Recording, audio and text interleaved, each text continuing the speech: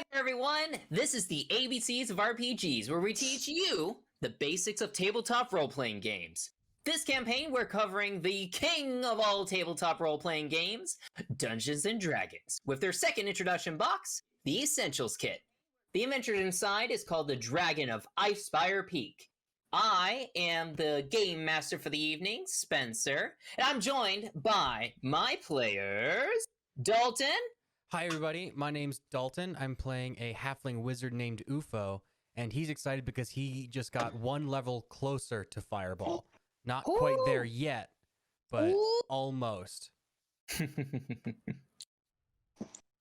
Oh, perfect. Dan, can you introduce yourself and your character? Yes. I am Dan. I am playing Bjorn Mountainside.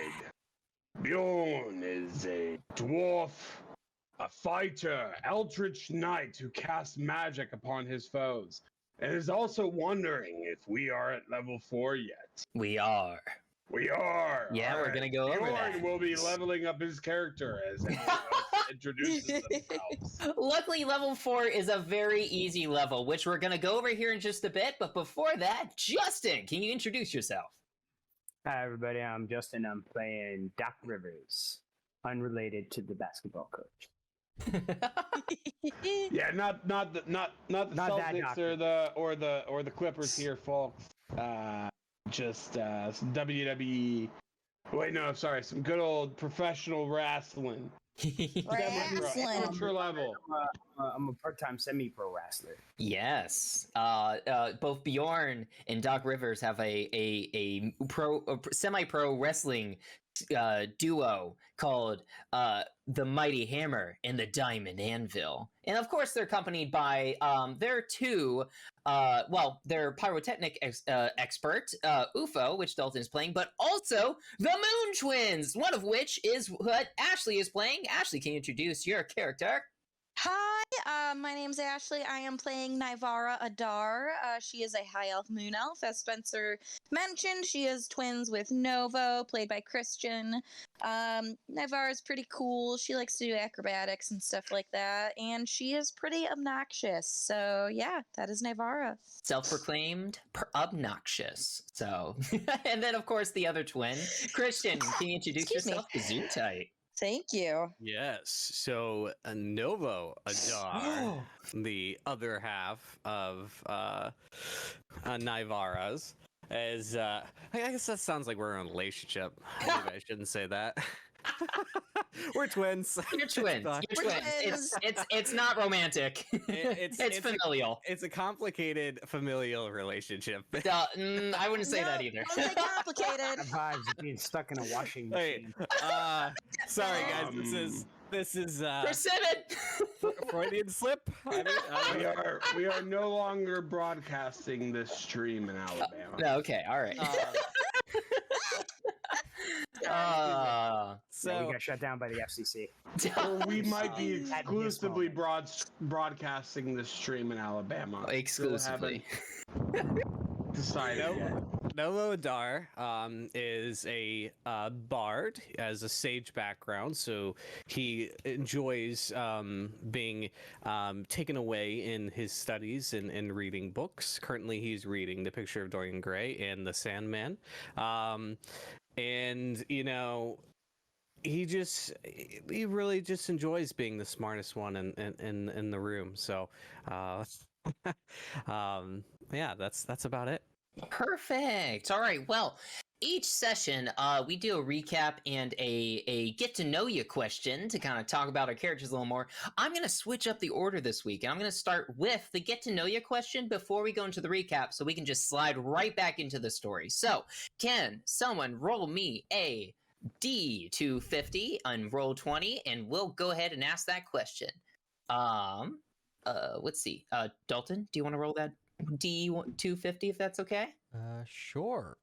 Sorry. While you're doing that, the reason why I do that, this is a personal thing that I do at home. It's kind of like one of those cheesy things, when you start a new class or maybe a new job, and they kind of do those get to know you questions, and sometimes they can be kind of annoying. But personally, I like them because it gets people talking. So when I do these like get to know you questions and stuff like that, it's just so people kind of like get more involved with their character. It gets them thinking like, oh well, it's not me. So I can just make up whatever I want for my character. What do I want to make up for this? Yeah. So 174. Let me find 174 on here.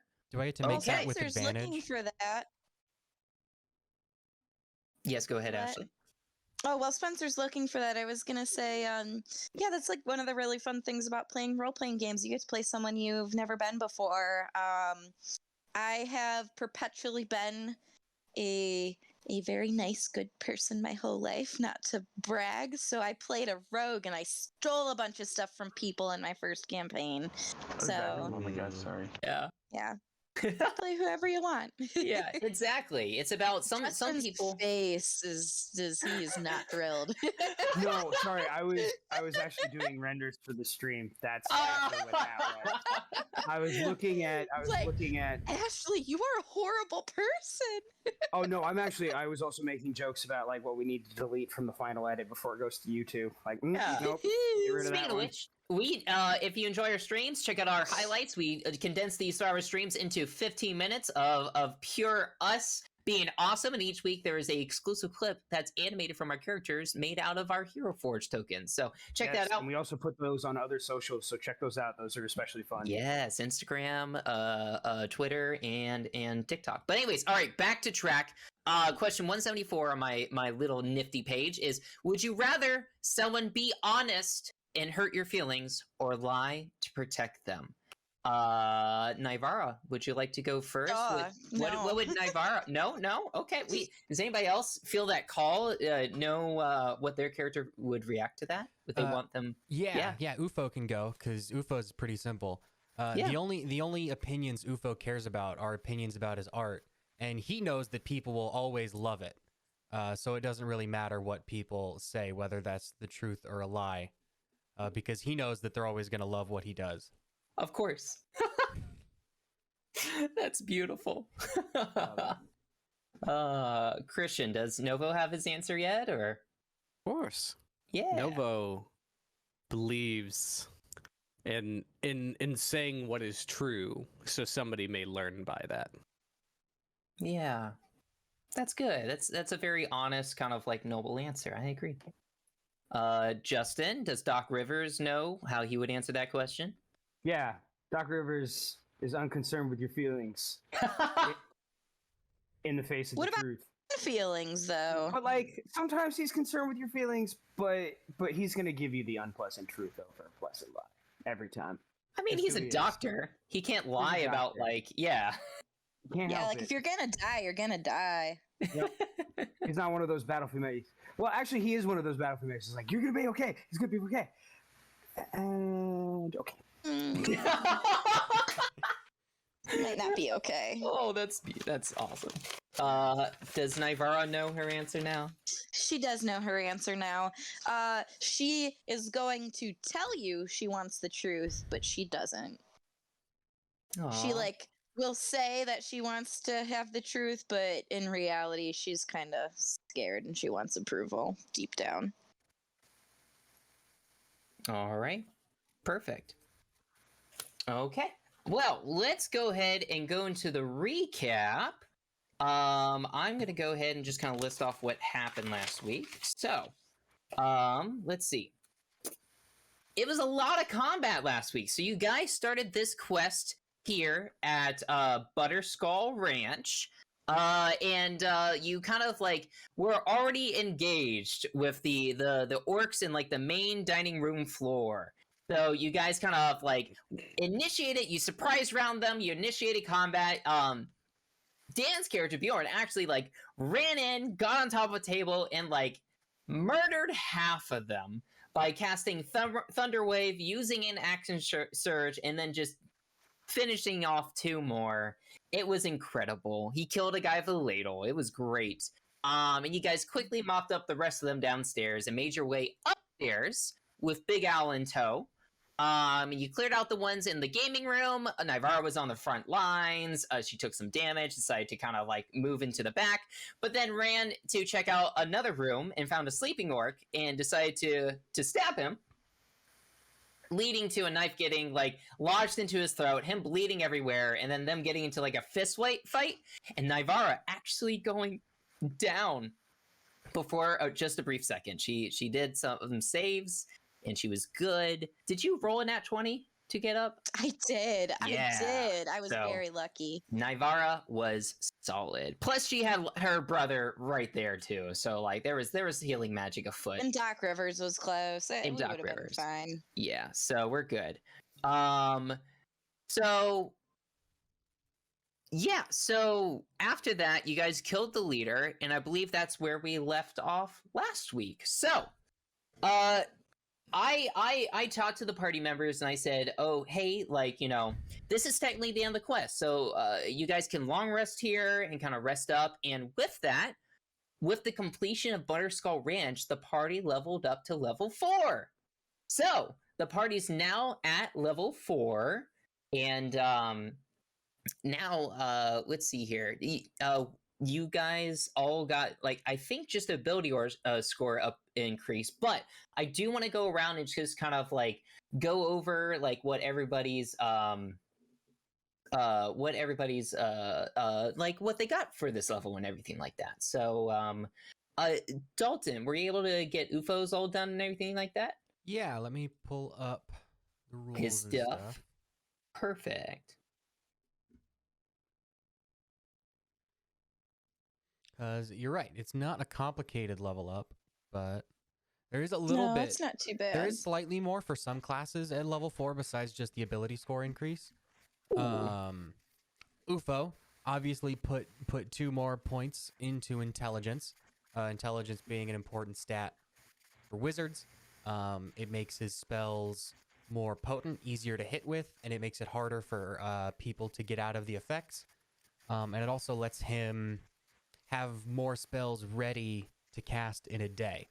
And in addition to that, like upping his intelligence, wizards also get to add, I think, 2 spells to their spell book at every level up. I'm just gonna double check.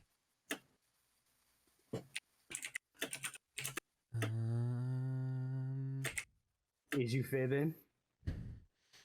I don't think so. I just can't find it in the rules. No, that sounds right. Here, I'm actually in the. I'm in D&D Beyond. Cool, Wizard. cool. Yeah. Creating wizard. You Ah, get. found it. Yeah, Yep. learning Ah, spells perfect. at first level and higher. Each time you gain a Yay. wizard level, you can add 2 wizard spells of your choice to your spell book for free. And UFO took this opportunity to add Shatter and Web to his spell book. So he's got those ready to cast.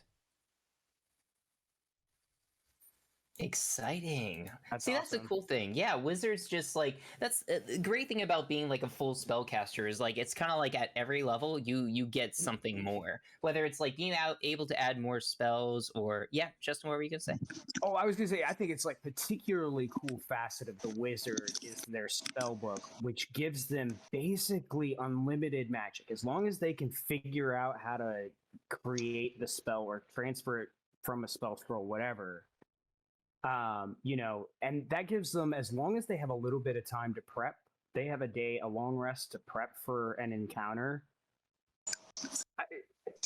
It's over. It's like basically over before it begins because Yeah. your wizard is prepped and ready to go. Yeah. I'm I'm so they can have a also little damage, a little utility. Sorry. I'm were you also saying? boned if I lose that book. Yeah.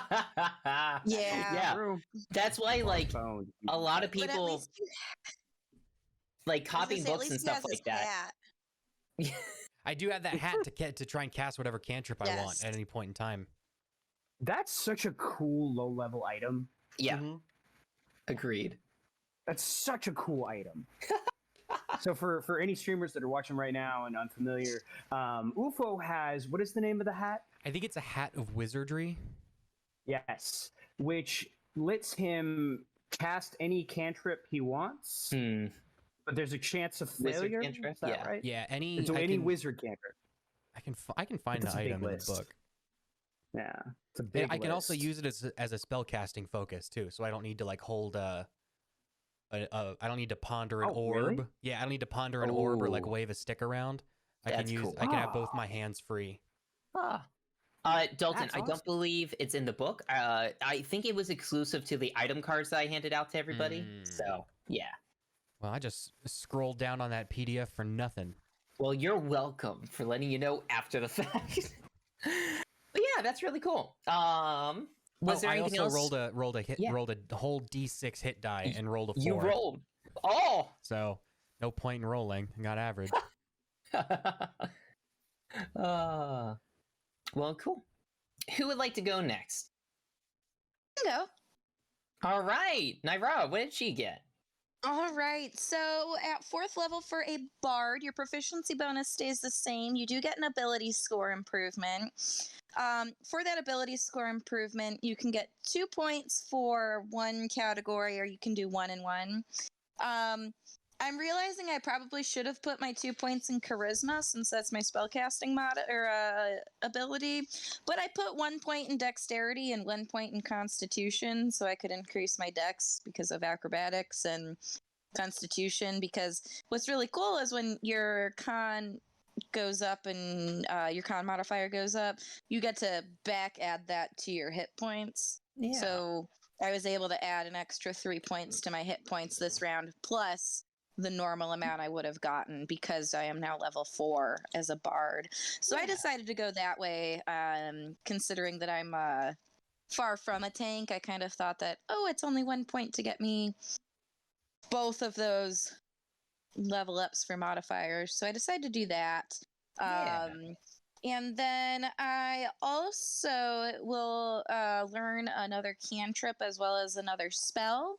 And my spell slots for 2nd level increase. So I decided to take Mage Hand because we had nobody who could do Mage Hand at the Gnomon Guard. And I also decided to take the 2nd level spell Animal Messenger so that we can actually contact the gnomes to come back us up when we go to Cryovane. Yeah. I can actually talk to the birds now. That's a good spell. Not just animal handle like what Bjorn usually does. Yeah, No, it's really cool. It's a 2nd level spell. It's a ritual, but you can send any tiny creature that is, if it's flying, it can go 50 miles in 24 hours. And if it's any other tiny creature, it can go 25 miles in 24 hours. Yeah. So hopefully Gnomon Guard is less than 50 miles away from Yeah. Cryovane. That would be cool. So, well, awesome. Well, from one bard to another. Wait, yeah. Novo, you haven't gone yet. Okay, cool. Yeah, sorry. Mm-hmm. I have not. Yeah, so I decided I always roll for my HP. You guys live increases. dangerously. Dangerously. My last It's one- really So dangerous. dicey. I love I it. cannot do it. Yeah. It's scary. I well, average too. To be fair, last roll I think I got like a 2 or something, but this roll I got a 7, so it averages out.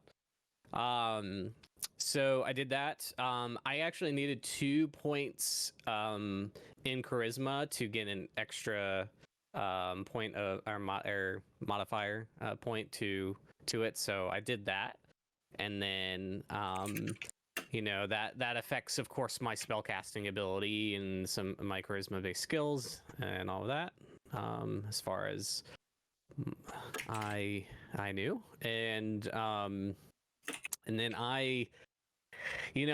being twins, we are often in the same mindset, kind of connected, thinking alike. So I also took Mage Hand. So Maybe we should have talked about that. Oh well. You can change it next level. that's all right. Yeah. Oh, I did forget you could do that. You can do it this level if you want. I mean, we are like in between levels. Yeah. So I don't think Spencer's gonna bust your coconuts over this. Oh, I'm gonna bust those coconuts. Okay, no, you guys can absolutely change it to something else because, like, I like to imagine, like, I think I described this before. Like, you guys have been working with each other for like weeks now. Like, you guys like talk, like, you have downtime and you guys talk Yeah. about, like, oh well, I'm gonna take this. Oh well, I'm gonna do this and stuff like that. What if we do this? If we fight more orcs or something like that. So if you guys want to switch, one of you guys want to switch out your cantrips and everything, feel free to do that. So What other spell did you take, Novo? Oh, sorry. So I had my spells. I had my stuff screwed up because I did it wrong, and then I had an extra one, and then I had to change it around. But I believe we got an extra second level spell here. So Yeah. for Mhm. for that, so I screwed up, and I actually had one less spell or level 1 spell, and I had an extra level 2 spell before level 4. So I was kind of cheating, I guess, there. But I only really Not used necessarily. Point of order. Scatter. Point of order. Point of order. I double check the rules real quick, but I believe that you are allowed to have whatever mix you Yes. want, Yeah. provided that you're not. I don't know. I think with bards you only get to choose like one spell or whatever that you change each level. Right. You're restricted on that. But as long as you haven't just been going crazy with it, if you had like, so for example, if you were,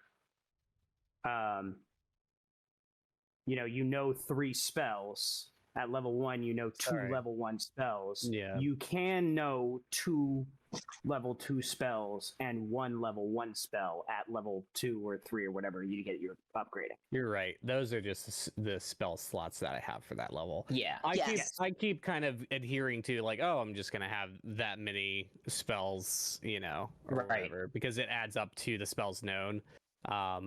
Well, it doesn't actually. No. Fully. It does change. I think Okay. you know slightly So less. this is me just being a noob and not okay. like actually thinking it through That's more. the point of the Um, stream. I But, personally yeah.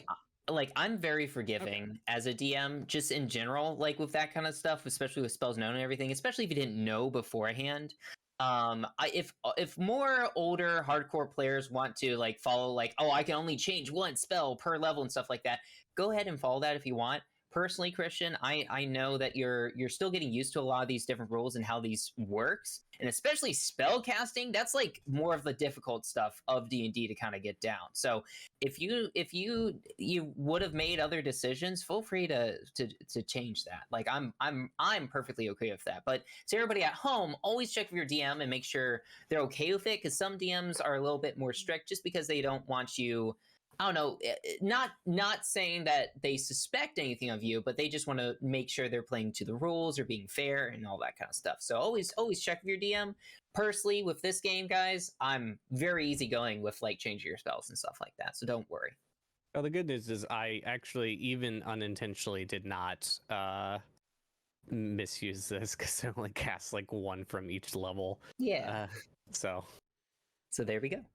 Ashley, one other cool thing about you upping your charisma is it helps with your concentration saves, too. No. Oh, I didn't think about Constitution, Constitution. Constitution. What did I say? charisma. Charisma. It's C's. I thought I said concentration. You no, said it yeah, so after. the Constitution helps you maintain your concentration better. Yeah. Yeah. That. So that's that's another reason why con is just always good for every character. Like spellcasters, Mhm. yeah, you have more health, but also your concentration is better. That just helps you out. That's really good to have. For fighters, it just gives you more health to get hit with. It's like con's just good for every character. So when in doubt, put it in con or your spell casting modifier.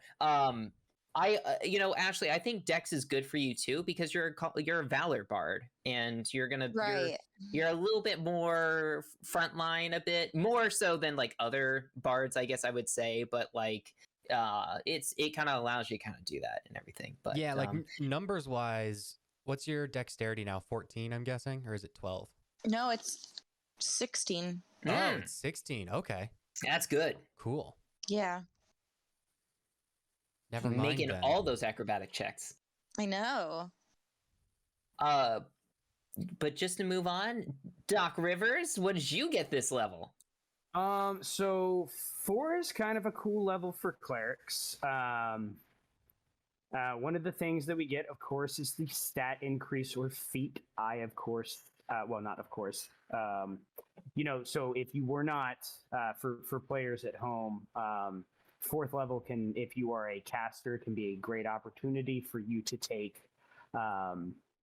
Since you now have had some experience casting in combat, I don't think that it would be super unreasonable for you to ask your DM if it would be cool to take the Warcaster feat, which gives you advantage on your Constitution saves while casting, which is huge. Yeah. But I took that as my human thing, my human feat. Mhm. So I took a double increase in wisdom for the same reasons that Dalton put his into intelligence. Yeah. Clerics also get an extra cantrip, which I forgot about, which is cool. So I will. I'll add my cantrip.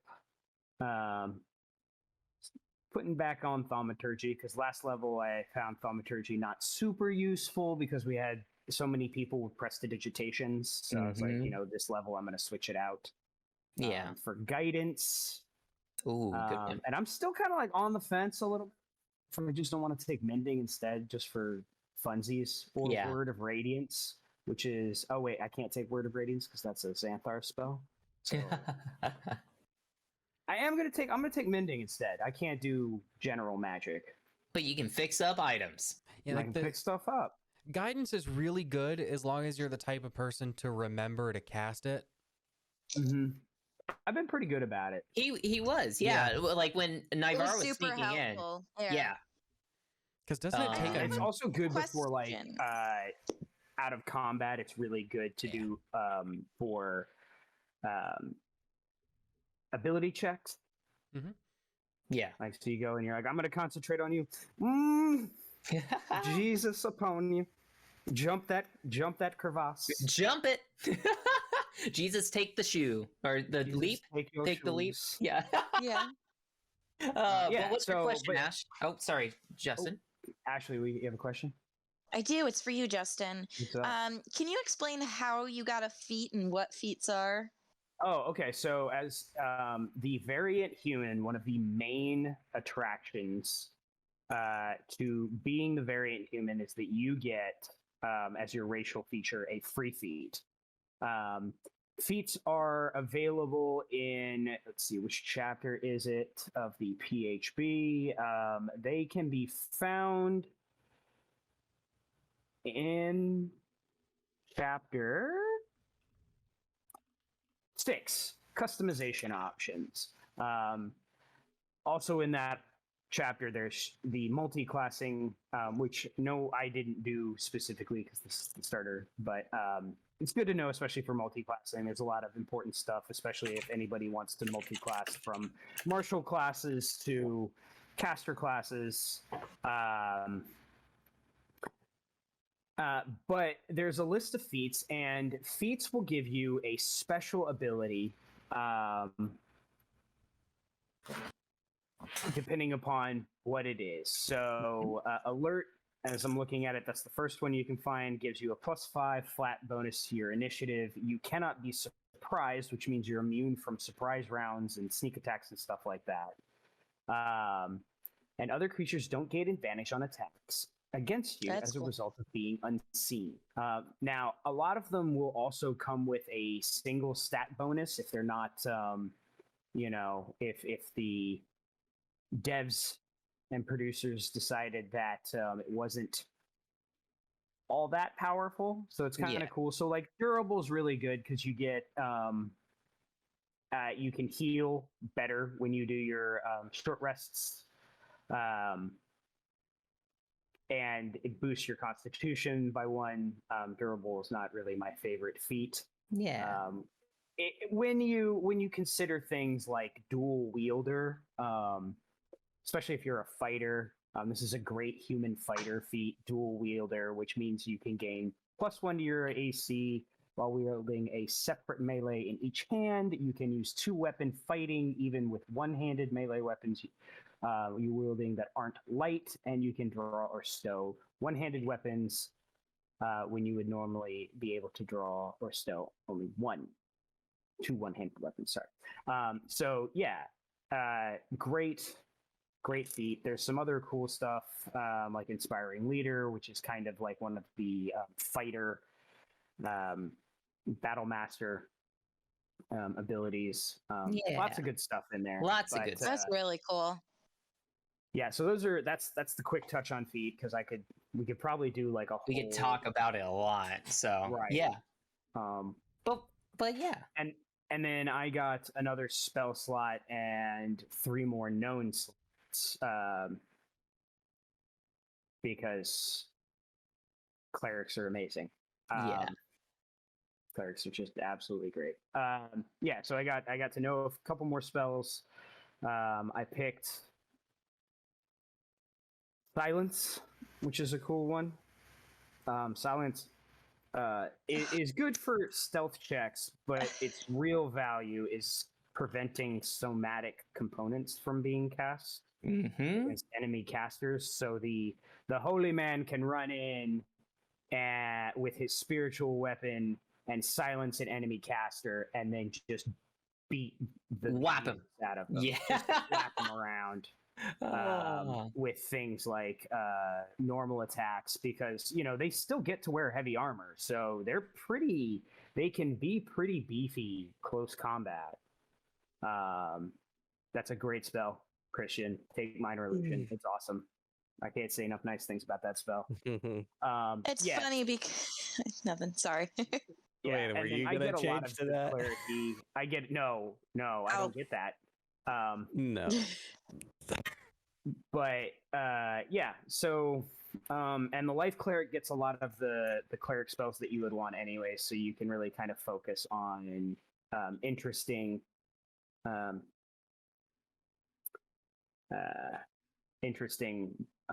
utility spells. That's my spiel. Now that that was probably too long to spend on all of that. Oh, it's okay. I Thank you, appreciate Justin. the explanation. Yeah, and for those at home wondering, like, wait, I don't see feats in the Essentials kit. What's going on? Well, they're not included in the Essentials kit, but they are in the player's handbook. So you can look that up when you want to expand to the full player's handbook and find out more about that.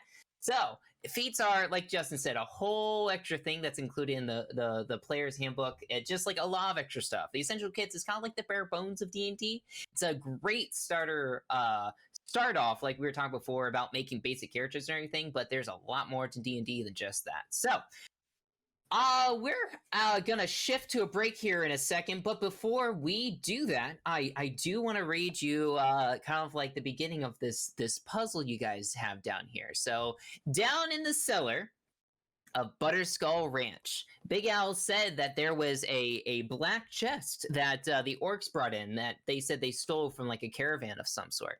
So while you guys were killing the orcs, you found and helping move the bodies out and cleaning up, you found 4 different keys. So let me kind of read more about what you guys while looking at the box. This is what you kind of encounter. You see before you a sinister metal box with an iron lock built into each of its 4 sides. Each lock sports a keyhole with a sculpted image above it. 4 iron keys are in your hands that you picked up from the orcs, and each key has a different number of teeth. Above the keys, on top of the box. Sorry, I'm messing up my reading. On top of the box, the following verse has been etched into it. So into the box, this is what it says. The spells on these locks are all the same, though each possesses a unique name. Count on your answer to unlock the way. but use the wrong key to your dismay. And with that, let's go to break. We'll be back in probably just about like 5 minutes or so, and then we'll finish up, see if the party can figure out what's in the box. What's in the box? See you it's guys in a cookies. second. Welcome back to the ABCs of RPGs, where we teach you the basics of tabletop role-playing games. Currently, we're in the middle of the Essentials Kit, a Dungeons & Dragons starter set designed to kind of introduce players into the king of all tabletop role-playing games, Dungeons & Dragons. Currently, we're in the middle of a quest called Butterskull Ranch, and the party has found a mysterious chest in the cellar. Now, I revealed a verse on top of this chest. They have 4 keys. The spell or the verse I'll read once again. The spells on these locks are all the same, though each possess a unique name. Count on your answer to unlock the way, but use the wrong key to your dismay. And I'm going to go ahead and reveal to the players, here is what the chest looks like. And then here, or at least one of the sides of the chest, here are what the keys look like. So here you guys are. Second gasp.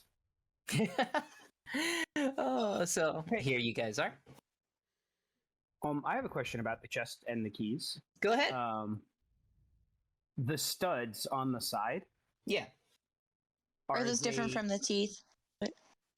Yeah, yes, I am asking if there's some correlation there.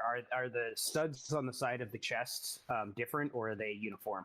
Looking at the studs, they are uniform. So on all the sides, they are the same. Same number and everything. There doesn't seem to be any difference. The animals on above each of the keyholes? Yeah. So, like, looking closer, each lock has a creature molded in iron above it. There is a bat, a snake, a spider, and a wolf. A bat, a snake, a spider, and a wolf. A bat, a snake, a spider, and a wolf. So these are the keys as they appear. Is this 1, 2, 3, 4, 5, 6? 1, 2, 3, 4, 5. 1, 2, 3, 4. 1, 2, 3. Okay, so maybe not a correlation there. I was wondering if it was correlated to the number of legs each creature had. Yeah, That's what I thought too. What I'm thinking as well. What? But the numbers don't quite match up, so that might be more of a reach. UFO, Well, because- it might not match up with the number of teeth on the key, but it does. But if you went in go numerical ascending order, yeah. is an ascending order. I have 2 things. Yeah. First, can you post the text of the riddle somewhere? Yeah. And second, Like the Roll20 chat, I think. yeah. Second, UFO hasn't been down in the cellar yet. Are the walls lined with skulls? What's going on? I can't tell what those are on the walls. Oh They're yeah. skulls of butter. Yeah, so this is Butterskull Ranch. So essentially, Big Al he makes wax sculptures of skulls, but they're made out of butter. Like that's his big thing. He's like, oh, they're skulls, but they're actually butter. Is he down here with us right now? He can be. He like maybe he comes down, checks on. He goes, hey, how do you doing, all? How's this box doing? Did you figure out which key goes where? Still working on that, and I look him like right in the eyes when I say this. And you have a terrible sense of humor. Whose skulls are these? Are these like modeled after anybody, or are these just like generic skull? What? I'm not a monster. I'm not like those orcs upstairs. No, they're just regular old, wax skulls. I mold them myself. I can't say I have a whole lot of experience with like looking at skulls per se, but I think they're pretty accurate to an artist's representation. And he like picks one up and he kind of looks at it and goes, to butter or not to butter? That is the question. I have Shakespeare here. What? Cool. Is that one of your weird gnome things? Halfling people? I'm a halfling. Yes. No, Thank you. I think UFO is on to something. I think I've heard of this The Shaking spears? Or- Yeah, okay. Yeah, some guys out there shaking Main spears, spears. around, creating poses. Billy shakes, Right. man. Billy shakes. I'm with Doc. Billy. Why even shake the spear? Why not throw the spear?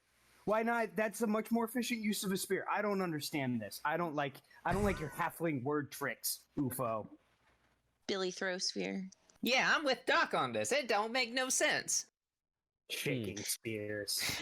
All right. The pointy back end to goes in the other man. That's, So All right. there's That's no. how Is there spears any work. writing on the box? Other than the what's on top of it, the verse that I read off to Mhm. you, no. Okay. If you, Well, it yeah. told me that counting was important. Can so it was a I? bat, My a snake, a bat, a spider. Oh, yeah, a wolf and a spider, right? And that's in Yes. ascending leg order. Yep. Bat, snake, spider, wolf. Ah, UFO solved It it. goes. Really? UFO solved it. Yep. I want to take that first key, the one with three doodads on it, and I want to put Three it doodads. in the lock with the bat. All right. why with the lot with the bat? I'll You I'll put- let you know once I open this box. You put the Yeah. key in, the 3-teeth key into bat, and you turn it, and you hear a clunk. Oh, I get it. Let UFO have his Ashley moment. gets it now. He put those 2 points in intelligence for a reason. He takes the 4-toothed key, and he- Four-tooth. and he puts it into the key with the wolf. the wolf. You turn it, clunk. And then he takes the 5-toothed key and Yep. puts it into the hole with the snake, Clunk, and the 6-toothed key with the hole with the spider. clunk. The chest opens up. You have solved the skeleton key riddle. Yeah. UFO's so smart. Would you like to explain how you solved it? Yeah, so the answer had to do with how many letters were in the name of each animal. Bat has 3 letters in its name, wolf has 4, and snake has 5, and spider has 6, and so on. The second line of the poem, each possesses a unique name, made me look at the names of the animals and then count on your answer. I counted the letters in the names. UFO's so smart. After Yeah. he Make me eat my words again He about solved your it. halfling word game nonsense, eh? Well done, UFO. Well, you open up that chest, and looking inside, there appears to be only like one item in there. UFO, I imagine, kind of opens it up and kind of reaches in and grabs it. Well, if you want to, but like you can. You pull out. It appears to be like this long tube. It's probably about as tall as you, UFO. It's like this long tube that at the How top big is the fucking chest? Sorry. it's magical. it's magic chest. Yeah, bigger on the Anyways, inside. Come on. Oh yeah, The- it's like a Mary Poppins situation. the one side of the tube is actually hollow, so you can kind of like look inside, and it kind of disappears in blackness. The other side of the tube has kind of like a base where you can kind of point it down, and it rotates, so you can like point the tube in like any kind of degree angle type deal. It has like a little Right. wick coming out the back at the bottom of that angular base. This is it a death cannon? protractor. I think it's a firework. If Yeah. I had to guess. Wait, Can we take it? Yeah. I don't want to light this. It looks like a wick, like something you light on fire, right? I want to take it outside Yep. And lit it on fire. and light it. actually, wait a second. Do we have another one of these? There's only one. Maybe we don't. Maybe it's just we're gonna have to trust that it works when we're taking down the dragon. Cryovane? Okay, Yeah. fine. I'll take 10 does minutes. any- At Anybody least wanna until make- we can replicate. I'll take 10 Anybody minutes. I lay down like a thing. Yeah. And like I Yep. start drawing magic circles on it, and I cast identify. Okay, you identify this. Now, to be honest, Dalton, this is a magic item of my own creation, so I'm just gonna we can kind of work on this and everything. But essentially, it is it's shaped fireworks. So it has 8 charges per day, and it regains 1d8 charges plus 1 each day. 8 charges per day. I light one off. it shoots off. It probably soars for like a good 60 feet up into the air. Mhm. What angle were you shooting it at? Straight up. Straight up? Yeah, it shoots off and it goes like 60 feet up in the air and it bursts off. Doc What's covers the himself. first shape that comes to your mind? A firework shape. It does that. It does like the big pew, sparkle, sparkle, sparkle. Nice. Okay. Test 2. How flat can I aim it? Like straight on the ground, like if you want. Okay. It will bounce on the ground, but like Well, I want to know if it hurts, or if it. oh. Doc covers the Well, way. so continuing on, you can As tell soon as it goes flat, Doc covers the way. you can tell that it does do damage. What's a second level like fire spell? Is that like 2d8 or something like that? Like what's your Flame- flaming spear do? Flame sphere does 2d6 on impact. Yeah, I'm gonna say this does Guiding 2d. bolt does 4d6. Yeah, I'm gonna say this does 2d8, like just a flat 2d8 of fire damage. Yeah, probably on like a deck save. Yeah, exactly. Deck save. Let's say like what's a like a normal save, like 15 or 14. Because it would have that built in, wouldn't it? It wouldn't be like based on your. Yeah, I think it's like 15. I don't Okay. remember the DM's guide has a little table in it somewhere where it says Yeah. like a DC of 10 is easy, a DC of such and such is hard, something is Oh, very 15, hard. 15 is like, yeah, 15 is like medium. We're gonna say 15 though. Cool. So like something you can't like abuse, like 2d8, but like still good enough. So Yeah. yeah. So basically, yeah, and you can kind of tell that if you think of a certain shape or like simple 2D Mhm. outline, it will shape into and explode in that manner. Oh, That's okay. Or pretty color. cool. Yeah, yeah, so so- I'm thinking I'll think at one of the butter skulls and I fire it up. So it shoots up and it bursts, and you see like a skull outline. You know, like Deathly Hollows, like the skull. Oh no, that who did I kinda comes summon? up. Yeah. Yeah, How do it's I like take that, how but do it's I like take that it's back? I don't want to deal with Death Eaters today.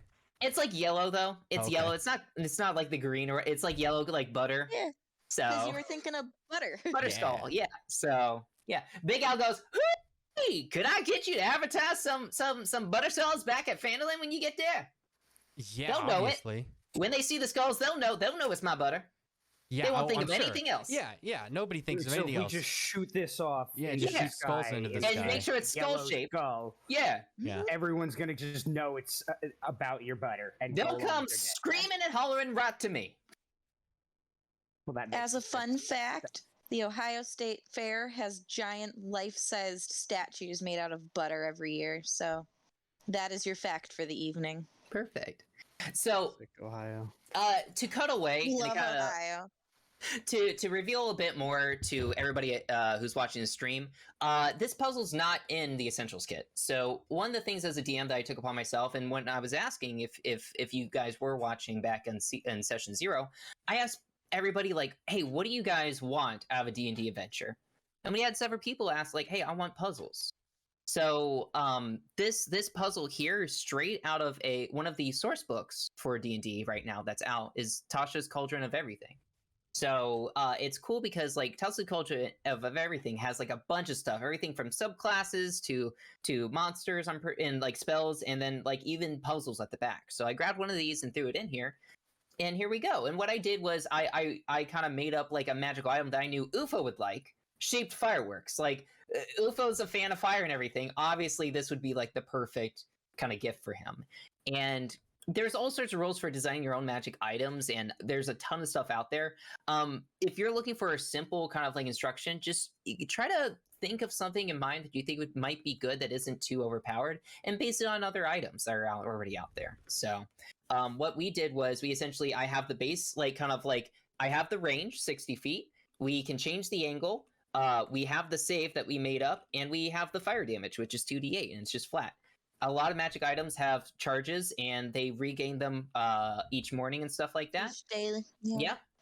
Oh, So there we does go. it work like a wand? If I use up all the charges, does it have a chance of exploding? Yeah, you roll a d20 if it's a 1. So And you said So, yeah. it gets 1d8 charges back at dawn.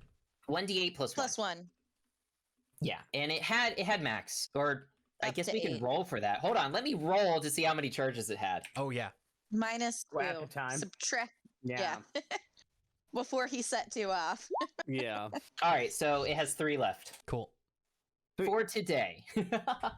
So yeah, but you guys are done with Butterskull Ranch. So however you kind of want to proceed from here. Well, I think Wow. we all wanted to head back to town, collect our reward, and set off on another quest, right? Yeah. We should probably stock up at the general store for the next adventure. We're going deep into the woods. Never The went to loggers woods. camp, right? I think so. I think that did people want to do Yeah. that one, right? I didn't really feel super pulled either way.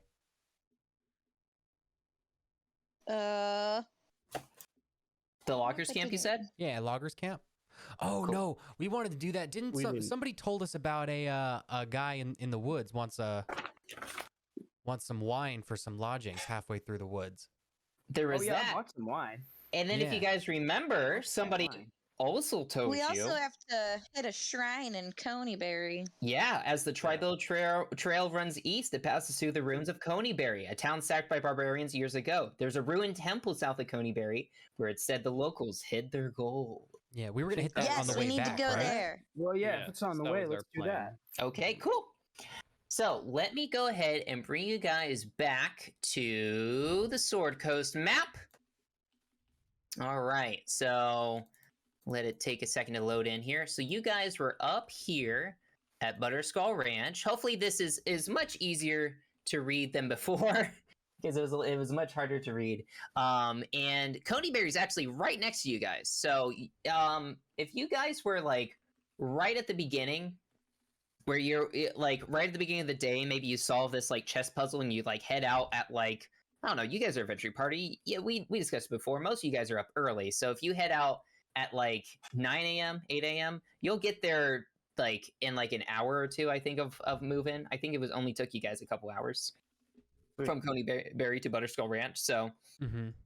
you guys kind of get there maybe midday, and it's like the sun is out, it's kind of midday, and most of the town, I think I described it before, this is where you ran into, shall we say, biscuits, sausage, and gravy, the 3 horses you found. Yes. Yeah. And like the town's mostly abandoned. Like in the center, there's like a road, there's like a crossroads type deal, and you can continue going across to go down the Tribord Trail, or you can go south to what appears to where you guys think maybe that shrine was, where you guys kind of heard about it. Mhm. So you guys are gonna start heading down there. Yeah. How Yeah, big? Yeah, let's try to find some. Go. How big Don't- did the town look? Like you said, it was abandoned, but like how many like buildings were there? Compared to Phandalin, it was slightly bigger. So like Phandalin, I think you guys remember, is kind of like a relatively smaller town. Like it's built on the ruins of also like another town. Like all the current buildings are made out of wood, but like there's like stone outlines of like buildings that used to be here, because Novo did like a history check or Mhm. something like that with the orcs and found out that like a lot of this area was overrun by orcs and they just cleared everybody out. Right. So yeah. Can I do an investigation check to look for any like recent activity, like on our way in? Like, Yeah. I see, just looking around, seeing if I see like fresh prints or like fires that are like recently burned or anything like that. Investigation for sure. I like how you said that like an NPR interview. For Investigation. sure. For sure.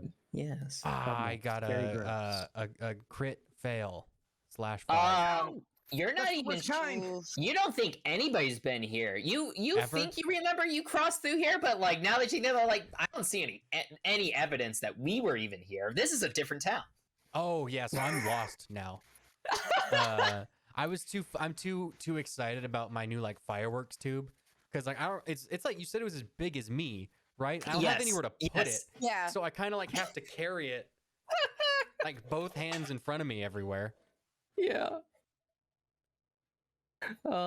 So yeah.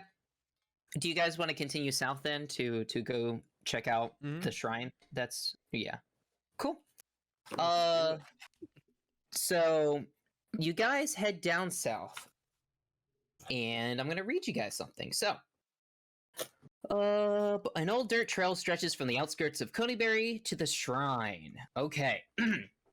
A ruin stands in the middle of a vast field north of the rocky foothills of the Sword Mountains.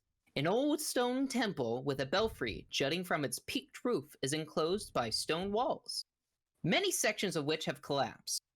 The trail ends at a crumbling gatehouse, the doors to which were sundered long ago. 3 of the 4 towers that once stood on the corners of the outer walls have collapsed.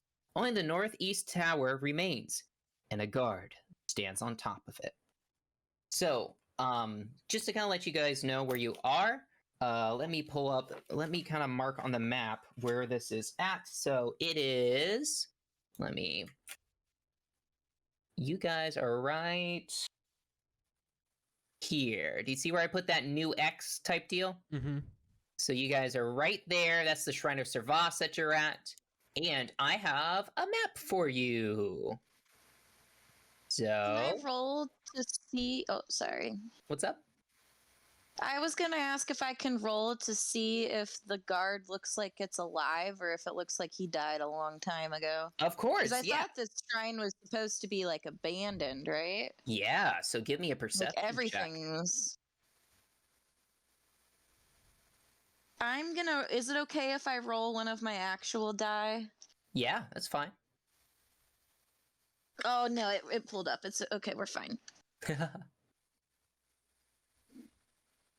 I'm gonna, guys. So I'm putting you at the top here, but like, so in the description, I'm not sure if you guys heard fully, but essentially, going up to the building, it's like it's just open field. So like you're probably like hanging back at like the forest line, kind of looking out, and you see the guard up there. So I'm putting you guys at the top of this map, but you're probably further back at like the forest line instead. Okay. And is there like a distinct trail leading us up there? Yeah. There's like an old trail that leads you up there. So How overgrown is the trail? it's well, what did you roll for your perception? 15. 15. Okay. Well, you can tell that it's like an old trail, but you can tell somebody else has been walking on this trail. So you can kind of tell that like, oh, like people have been walking on here recently, but you can't really tell who it is. The main thing though, because you're trying to look at the guard specifically, the main thing you tell, alive? yeah, the guard is definitely alive. You can clearly see, let me reveal this on the map, that it's going to be over to the right over here. I'm not sure if you can see this. It's an orc on top of there, kind of like looking out. Now, you can also just generally tell from perception that since you're at the tree line, he can't see you right now. But if you go out into the open field in like broad daylight, yeah, it's broad daylight. There's no cover or anything like that. So he can clearly, like, he'll be able to see you. What time I'm is it? gonna relay this. It's around noon. Yeah.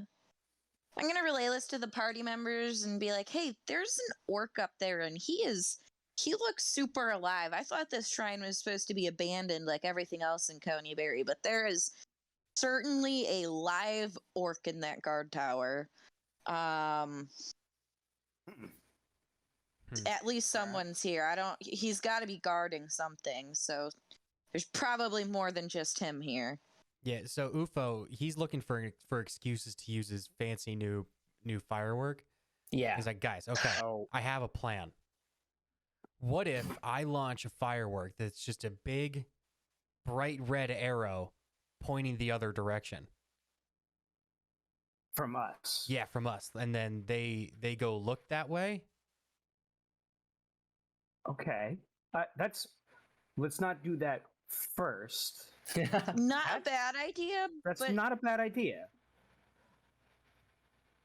Doc is gonna take off his kind of shiny helmet, and he is going to. How far away are we? I'm gonna say you're not too far away, but it's like 60 to 90 feet maybe. Like it's a good distance away.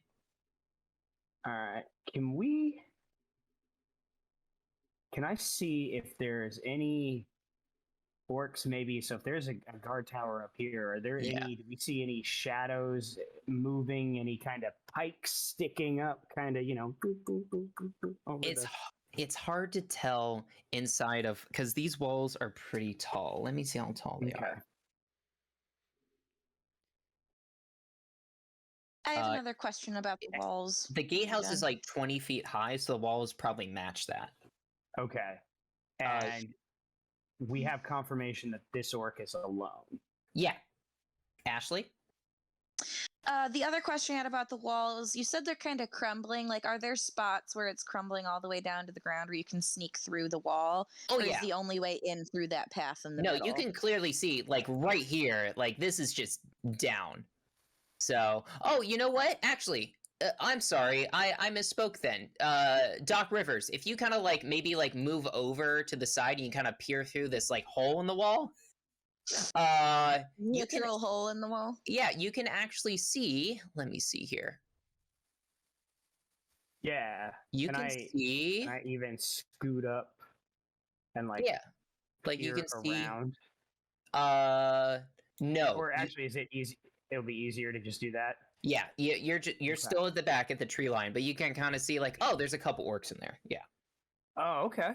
Yeah, so Justin, to get your bearings, we're like not necessarily where our tokens are. Yeah, We're you're like we're a little further back, like right in a tree line where there's like this like 50 feet or so of open space. So if Yeah. we enter into that open space, the orc it's in the broad daylight, yeah, like in the they'll see watchtower you. will probably see us and do the thing that the guards do where they blow a horn and alert everybody else.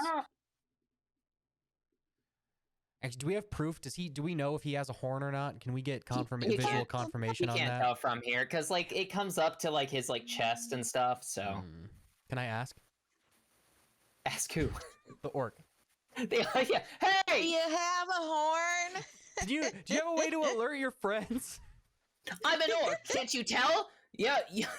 Was it your mother was a gnome and your father smelled of coney berries? That was a There you solid reference. That's a good reference. I got that reference. Thank you.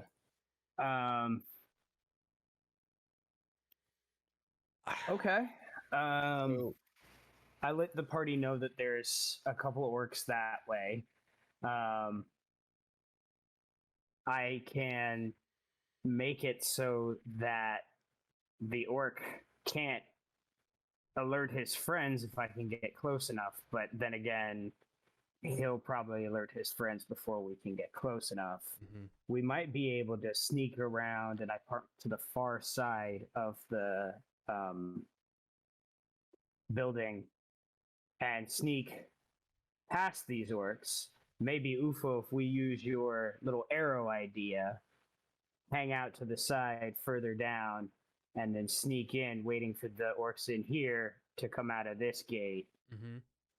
And this orc may Gate not is a leave. strong word. Yeah, that opening, and then the orc might be on, but I don't think he's gonna have good visibility if we try and sneak by over here. Yeah. I mean, I could hold. We I could just wait till they all go to sleep at night. We could just wait this out.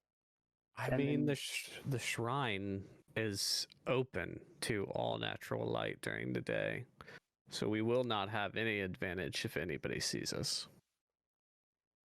How close to that tower over to the side could we get without leaving the tree line, Spencer?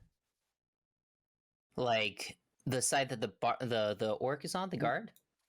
Oh, this is okay. Sorry, this that I'm pointing at. Yeah. This is a separate thing.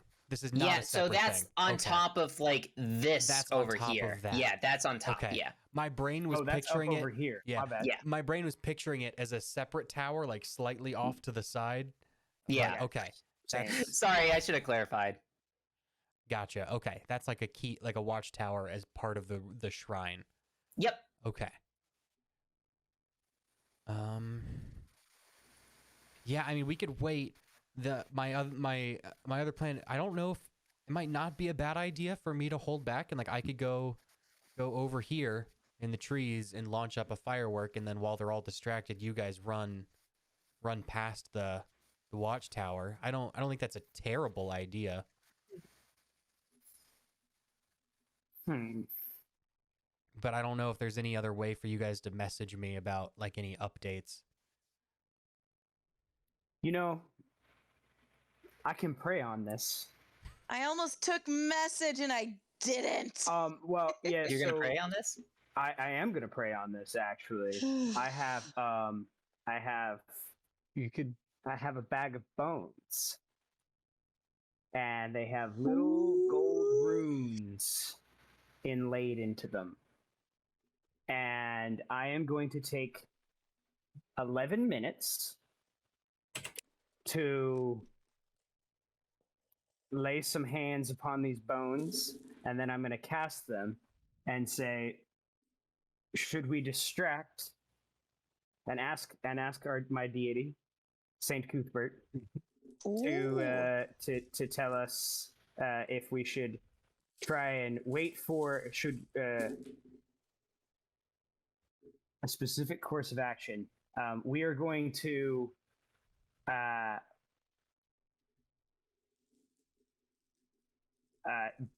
wait for the evening so we can more easily sneak through and take out the orcs.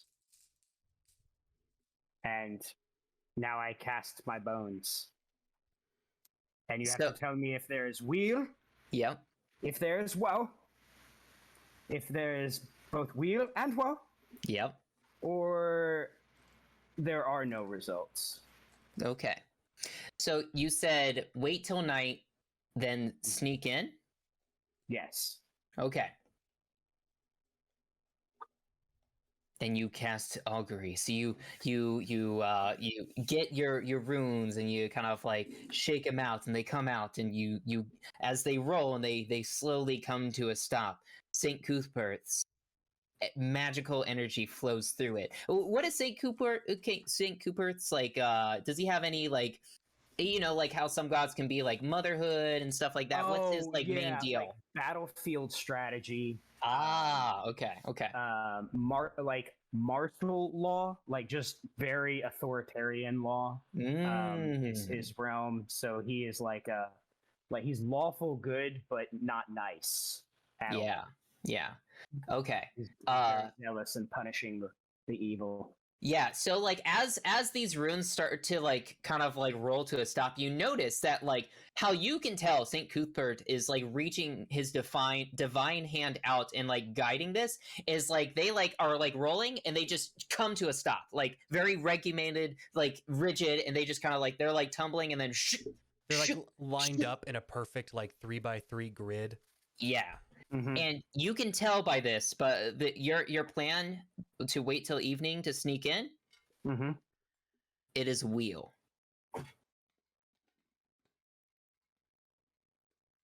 Excellent. Wheel is good, right? Yes. Wheel is good. Because We being should broken on the probably- wheel is a bad thing. No, this is WEAL. The opposite. Like veal, but with a Never W. heard that word before. Wumbo. Wumbo. Wumbology. Mumbalaji. I, he, she, they, wumbo. You wheel it. Yeah. So my god wheels it.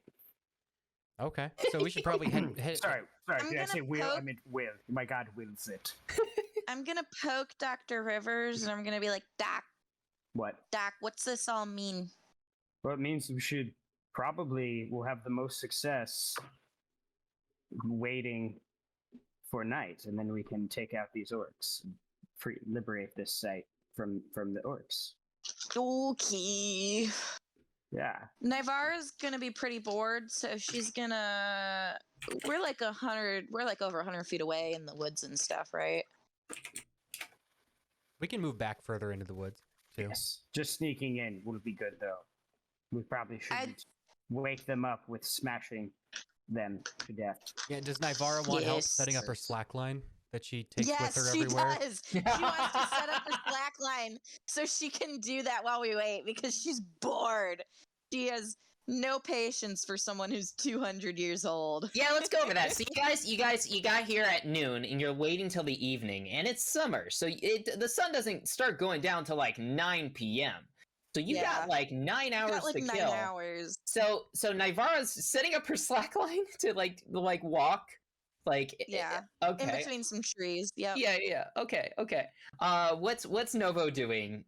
Oh well, Ufo's helping her set up. What does Ufo do after he helps Nivara set up her slackline? I mean, probably what most wizards do in their spare time and reread their glorious spell book that they've spent so much time and effort creating. Surprised he's not just like Creating. petting the tube that, That he too. has. Yeah. Yeah, so I don't necessarily have any tomes on me. I guess I could maybe try in. If it possible, if I guess I could try and just meditate on anything that I've learned in the past about dragons. Maybe just like to try and like Mm. prepare for what we know is coming, basically. Yeah. You could maybe Yeah. look See, in this is why Coneyberry. Novo's the smart one. Yeah, What are we looking for again? Oh, sorry. Novo, go ahead and give me. Why don't you give me a? Yeah, I'll allow you to do an Arcana or like history check to kind of like think back about your knowledge or what you might do. I know you have you can find knowledge. So if it's like a poor roll, and you don't glean anything. I'll at least tell you where you can find out more about like white dragons and whatnot. So Yeah, I was gonna say you could Sure. maybe go look in Coneyberry, see if you could find any like remnants or it is only 5 miles. So it's 5 Yeah. miles between Coneyberry and here. So That's you have true. time. I could see if there is What are you looking for? what was the damage to Coneyberry? Was it at one point, did it seem to be set on fire? We know that the orcs came through and kind of like pillaged it, right? Yeah. So yeah. Guess if it was like burned to the ground at all, then like it wouldn't be necessarily worth going back if I'm looking for like books or tomes on our knowledge. But I could do that. Yeah. So just give me an investigation. You walk back to Coneyberry, you kind of like you see Ufo and Nivara setting up the slack line while you go back there to go do that. So just give me an investigation. I'll tell you what you find throughout the day. All right. All right, All 16. right. 16? Yeah. That's good. You can tell this is like, if you're looking for any remnants of a dragon, you don't see any here. This was not caused by a dragon. While most of from what you can see, this doesn't even look like orcs did this. This just seems like orcs usually have like a distinct kind of like destruction that they leave. Like this is gonna be like me stretching out my knowledge. Let's just say like orcs usually like they don't think about like burning down a village. They just think about running through and like hitting and killing all the inhabitants. They don't really destroy buildings. These were destroyed buildings. So like somebody ran through, set the buildings on fire, and just like took whatever was here. You can't tell if this was like a specific tribe or anything like that, but it was definitely like a tribe of barbarians, just savage folk from some origin that ran through this town and destroyed it. So And destroyed specifically, the whole town. yeah, Coneyberry not done by orcs, by barbarians. So, which is very strange. So Okay. go ahead. Did I totally just forget that, or were we told that it was orcs and it was No. something that From your general knowledge, orcs like destroyed most of the countryside, including Phandalin. So the fact Okay, that this is gotcha. by barbarians, This this was is different. strange. Gotcha, Yes, This okay. is kind So of strange. we Yeah. assumed that. All right. Am I able to see if there is any walking around the town, if there is any remnants of I guess like a library or like a scriptorium, I guess, or something like that may have been avoided the fire damage, and anything of use maybe there? No, there's nothing else here. Okay. So like that 16 was like about as all you could put together. There's not. It's just ruins here. So yeah, that's about all you can do. Like Alright.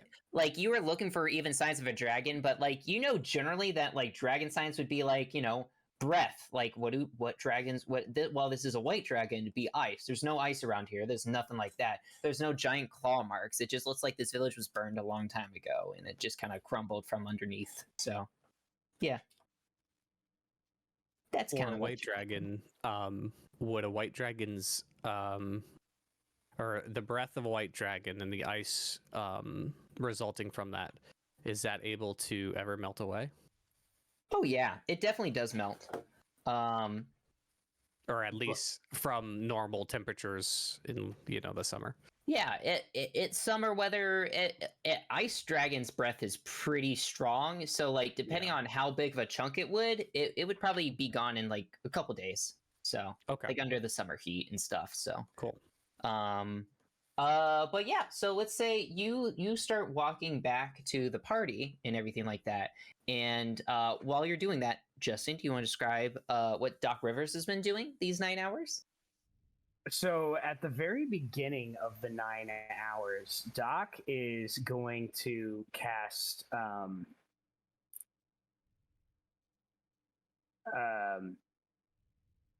silence on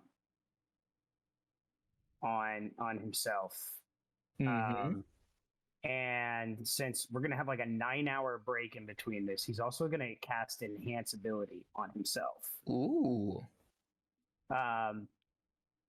So he's then gonna do a little bit of exploring. So now that he's feeling, he raises his cudgel and he kind of like raises his amulet, and then all of a sudden he's kind of like a little furrier than he was before. He's a little like cat-like. Yeah. And he kind of like pops down this way along the tree line. So the other spell that I'm casting is Enhance Ability, and I'm casting Cat's Grace, which gives me advantage on Dex checks. That's super cool. Yeah. Perfect. So Okay. I'm gonna go here, and then I don't know where the tree line really ends over this way, Yeah. or if it does. It goes out pretty far. So like you're able to kind of. Are you trying to get to like look in on this side? Yeah. That's exactly what I'm trying to do. Yep, Like as you can do that. I You can do get that. around this corner, what am I? And then I have good passive. I have amazing passive perception. Oh, modest too. It's good. I have +5 wisdom. My passive perception is amazing. That is really good. So yeah, you see that like this side kind of like opens up, and you can kind of see. Oh wow. Yeah. So clearly there is some sort of operation going on here, because you can see like these orcs just like moving about and like moving and like doing different stuff. Like they're not Are they on doing, like, alert. training exercises, or are No. they just like walking around doing like orc stuff? Orc stuff. they're doing orc stuff. Yeah, like they'll go over to one, they'll challenge one to another to an arm wrestling competition. One's just like finger deep in his nose, just like staring off to a wall. His brain, it's Yeah. high up.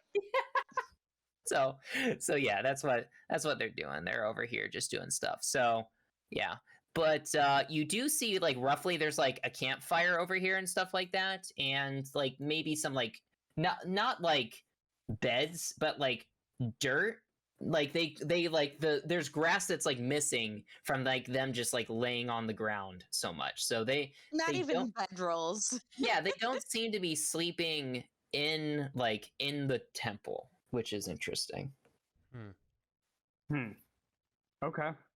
All right. And since that's probably about like 10 minutes, I get the heck out of here. Yeah. I sneak back out.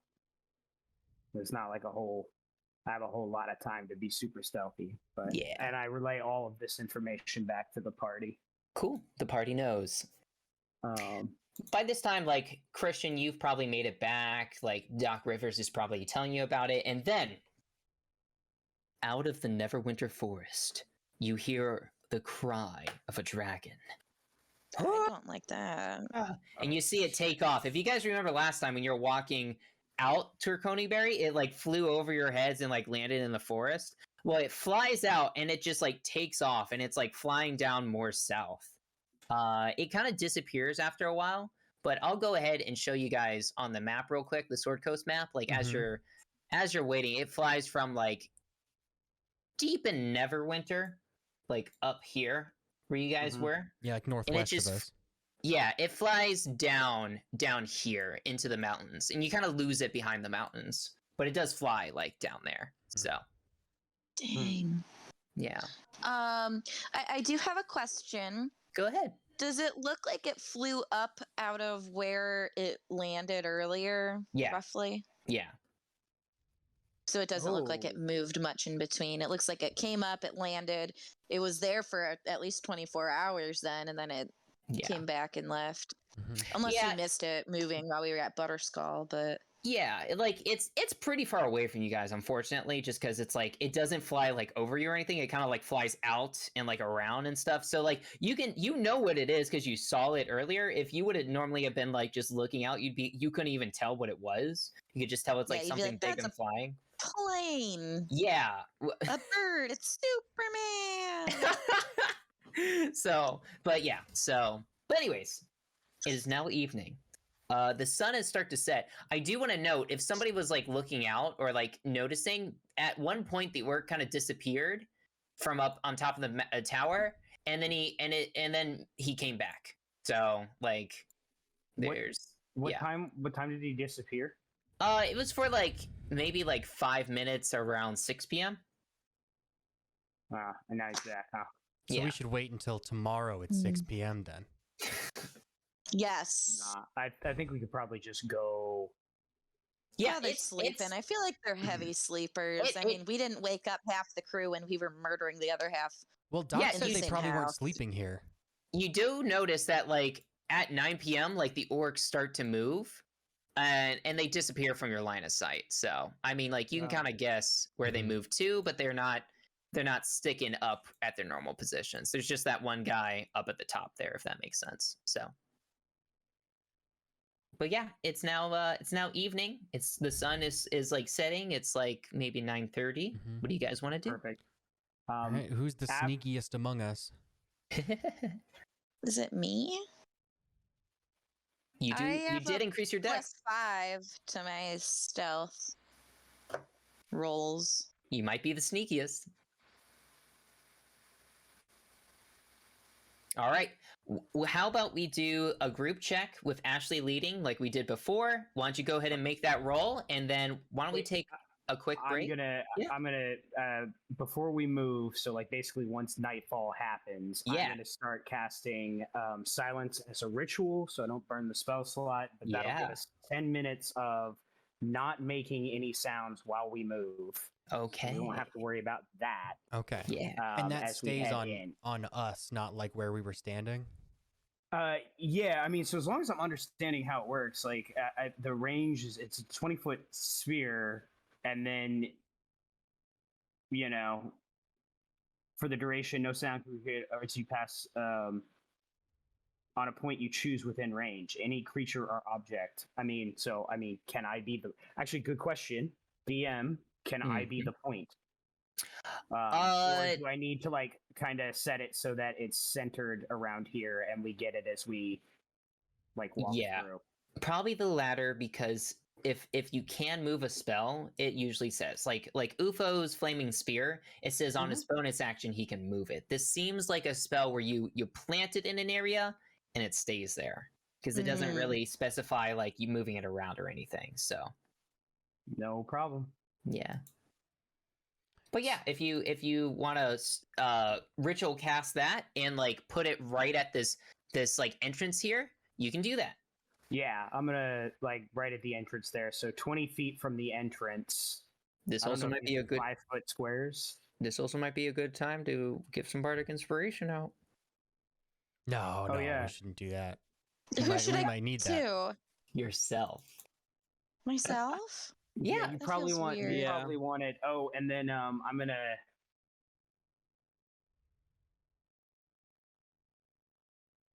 Am I Oh, I allowed to can't give it cast to guidance. myself? Oh no! Oh no! Yeah. All right, well that's it. You get silence. So I actually didn't know silence could be ritual casted. That's awesome. Mm-hmm. It's really cool. That's a great spell to have, like a ritual cast. Just like it, like where you are right now. It's like even if you're gearing up to a fight, you're like, all right, I know those are spellcasters. Let's do this. So Yeah, like I cast it in the room that we're going into. yep. Yeah. Okay. I Cool. guess I'll give bardic inspiration to myself also. Yeah. How do you do this? You pat yourself on the back. You'd be like, hey, I was able to do that that slack line just fine earlier. So Yeah, I imagine that she's like looking into the reflective surface of her little canteen or whatever, and she's just like, all right, Navarre, all right, let's get with this. You got this. We're stealthy, the embodiment of stealth. We are a ninja. We got this. That's how she does it. perfect. Okay. Well, then let's make this roll and then head into a quick break. Okay, and I'm doing the group check because I have the highest modifier. That's correct. And then I will decide after I roll if I want to do my Bardic Inspiration die yet. I do not. You need to use my Bardic Inspiration die right now, I don't think. All right, you're sticking Unnatural with the 20? Sticking with the 20? I am Okay. sticking with my unnatural 20.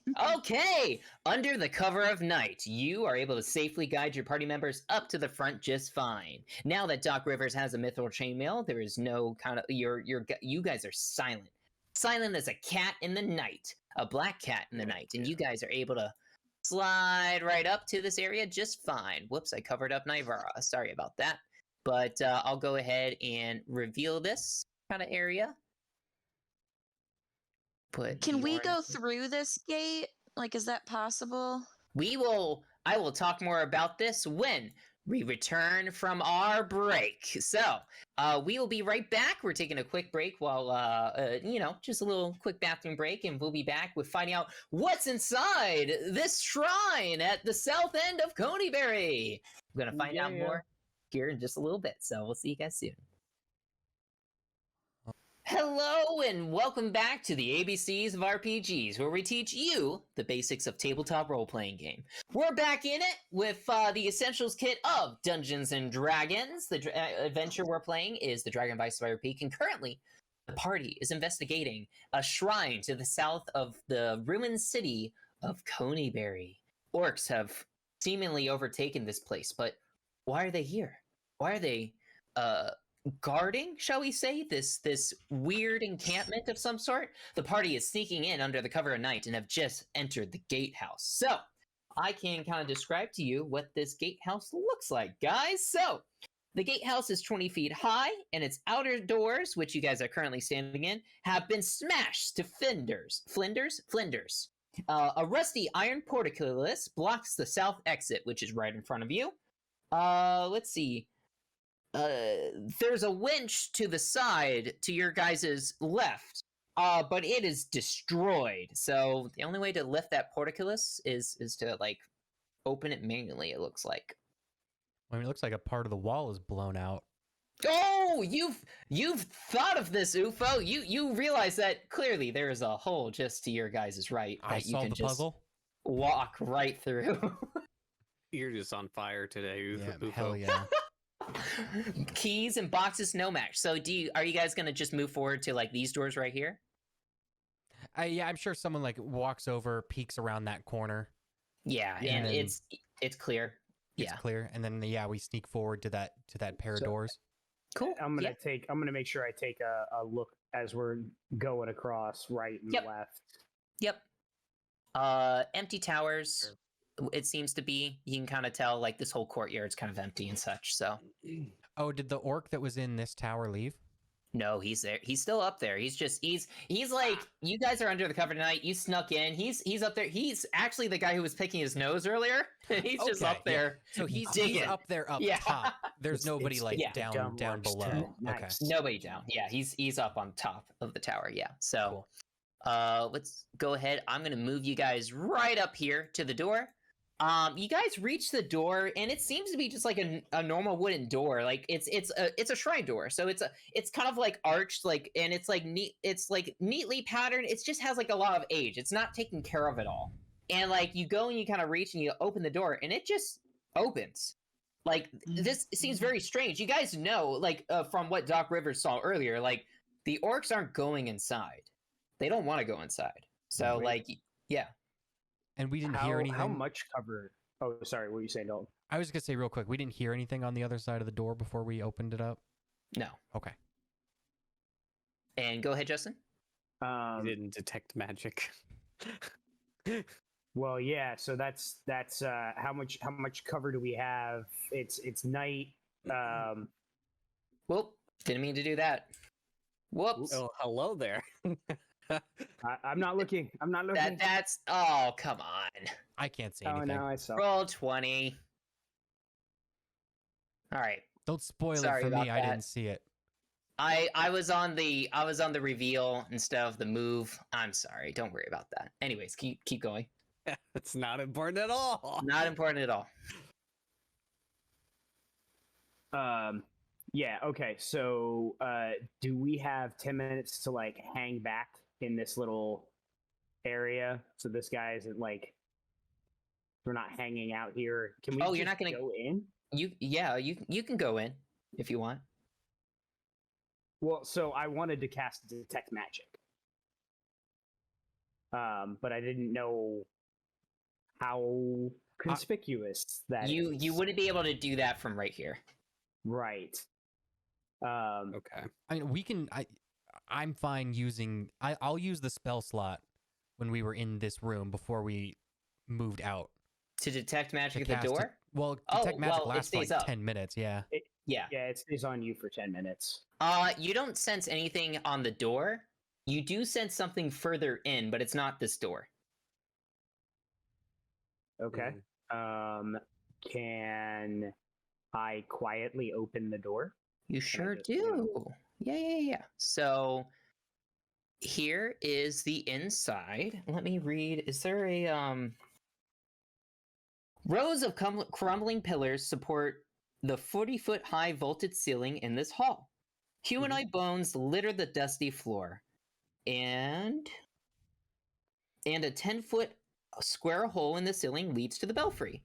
No ropes hang from the bell, which appears to be made of copper, untarnished copper.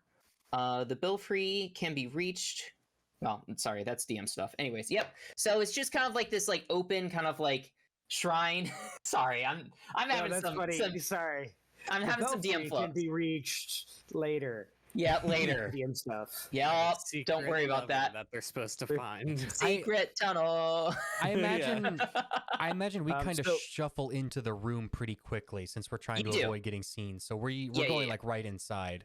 Yeah. So you guys, other than what I described, you kind of like there's these crumbling pillars. It's all cleared out. There's like the human bones have been here for a while. Like they're just like These the human bones? What are these? no, those actually are statues. You notice one statue is of an elf and the other is of a human. Are they intact? Are they pointing any particular direction? Let's see here. Hold on, I have this.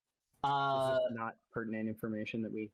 The elf is a ranger with a bow and quiver slung across her back, arms spread wide in a friendly gesture. Oh, I guess I should turn this around then. Sorry. And the human is a human bard sitting on a stool and strumming a lute. She wears a fancy cap with a feather in it, and her mouth is open in song. Okay. So yeah, All right. there we go. Reasonable to. Yeah. Can I go across the room and listen to see if I hear anything on the other side of this door right here? Yeah, well, as you walk in, you also Ufo, you notice that the door has magic on it. Which door? The one straight ahead that's right in Okay. front of, Doc Rivers. Cool. Let's see here. You notice that there is abjuration magic on it. Yeah, doors tend to have abjuration magic on them. Yeah. And Doc Rivers, as you approach, you notice that it's a large stone door, which is different from the other outside wooden door, with no visible handles or locks. Let's see here. Hmm. It looks like, yeah, examining the door reveals that is locked by magical means. UFO tells you that. Yeah, like Doc, everybody, we're all spellcasters here. We all know like what Yes, abjuration yes. magic means. But So- for the viewers at home, yeah. abjuration magic is like magical warding. Like it keeps things locked. It like sets off things if like triggers happen. Like Defensive magic. defensive Yeah. magic kind of stuff. Yeah. So on this door, Doc Rivers, you kind of like approach and you're like, oh, I actually, and you see some stuff. You see several scenes carved into and around the door, all depicting portrayals of 2 or more humanoid figures standing in groups. Several races are represented among the figures. You see humans, dwarves, elves, gnomes, halflings, and dragonborn. They all like are just, yeah, they're all standing in their own groups. You see different groups of them all together. Hey, Okay. Doc Rivers. Speak friend and enter.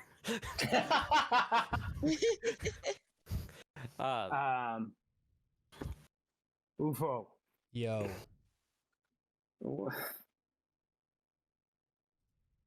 What? Wait. Okay, so this means nothing to us, right? Do you know anything about rearranging runes to make a magic door open? Do we even want this door open right now? Do you think we maybe should check out these doors real quick? Yeah, I mean, I Alright. think we should probably like definitely notate magic locked door, but yeah, like probably get a better look of our surroundings first and see if So- like there's clearly some couple other doors we could check. They aren't magically warded, I can tell you that much. I guess Okay. Doc, Can I do listen you to the other side of? I don't know. I guess since I'm already here, I'll just come over here and kind of like listen to this door. Yeah, you press your ear up against the door. You don't hear anything. And then so I Oh, Navarro was about to say Actually- something. What's up? give me a perception check. Alrighty. And then while you're doing that, Navarra, did you have a question? I think Novo did. Oh, Novo. I'm sorry, Yeah, Novo. it was me. oh, I move forward so I can be a little bit quieter, and I asked Yeah. Doc if the portrayals etched into the door that he mentioned to UFO happen to have the same figures as the statues by the doorway that we came through. Why don't you give me a perception or an investigation check? I'll let you choose. Ooh, I rolled poopy. I got an 11. Ooh. No, it doesn't sound like anything's on the other side. Okay. And you wanted Um, me to roll that? What? Wait, Navarro. What did you want? This is Novo, actually. Novo, I'm again. offended by that. Novo. So were you just talking to Doc Rivers or were you checking out the door? Oh, I was asking him. Oh, I misunderstood that. Sorry. Doc Rivers, Novo asked you if would you ask again? I was asking if the figures etched into the door matched at all the statues by the entrance. Well, kinda. There were elves and humans, but not like an elf and ranger and a human with a lute. But the same races. Yeah. Interesting. Mm-hmm. And there's I don't no hear anybody on the other side of this door. Did we check out this other door? Nobody's checked that you- other door. Can we go? Can I go check that door? How are you checking it? I am again going to. Oh, hey, UFO. Any magic warding on this door? No, I Not only on see those I only doors. see magic on the back door. Yep. That's the only thing that UFO can sense has Yeah. magic. I'm gonna look along the bottom of the door and see if there's like light coming from underneath it, maybe shadows going across, Yeah. and listen as well. Neither of that. There's none of that. Okay. Can I Let's look see at if I the hear anything behind this Open door? it. Okay, I listen very well. Open the this door. time. I am eagle. I am whatever eagle ears. Eagle ears. No, so like there's muffled sounds from the outside near that fire that you heard about, but like there's nothing on the other side of this room. Like you can tell that it's outside. It's not like in this room. Okay. Hey, Novo, you're sneaky. Why don't you try and open this door real quiet? If I you got the guys jingle armor still. If you guys want to stay back, I can cast invisibility and see if I can't uncover what's behind these doors. I mean, you can also just open the door, Novo. Yeah. If somebody's on the other side, then we've been had. Well, yeah, do it. Make yourself invisible. That's actually pretty awesome. I'll step back and kind of go behind one of the, like, to the side or whatever. Yeah. How long does that invisibility last, by the way, Novo? So that lasts for an hour. Awesome. Cool. And then Yeah, this has a creature you can touch. I assume I can just touch myself. Oh yeah. We don't phrase it like that though. Yeah, you'll go blind doing that. Man, Novo keeps saying all those The things. town guard suddenly shows Okay, you guys are twisting my words here. Yes, awesome. And then I can actually. Oh, I don't have third level spell slots yet. That's next level. Never mind. That would have been cool to give somebody else invisibility as well, but all right. Yeah, so I'm already by this, or Novo's already by this door on the eastern side. Oh, Yeah. I'm gonna cast guidance on him. Boom. Okay, you do so. God, should I give myself a bardic inspiration as well? I don't know. All right, I should be fine. I'm invisible. Yep. Right? Yep. Yeah. Edmund's famous last words. So I go ahead and I'm gonna open this door here. You open that door, and it's a good thing you're invisible because while you see in there that like it's an empty room. Clearly, you can see out here, and there appears to be 2 ogres out there. So it's a good thing you're in here and invisible. So, yeah, inside of that room, I can describe it to you.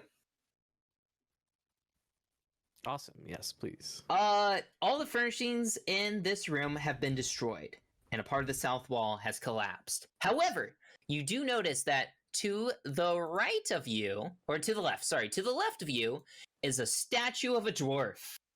And then over in this corner down here, there's a statue of a dragonborn. I feel like we might have to move. How many races were there? There were 6. And how many people were there on the door? Also 6?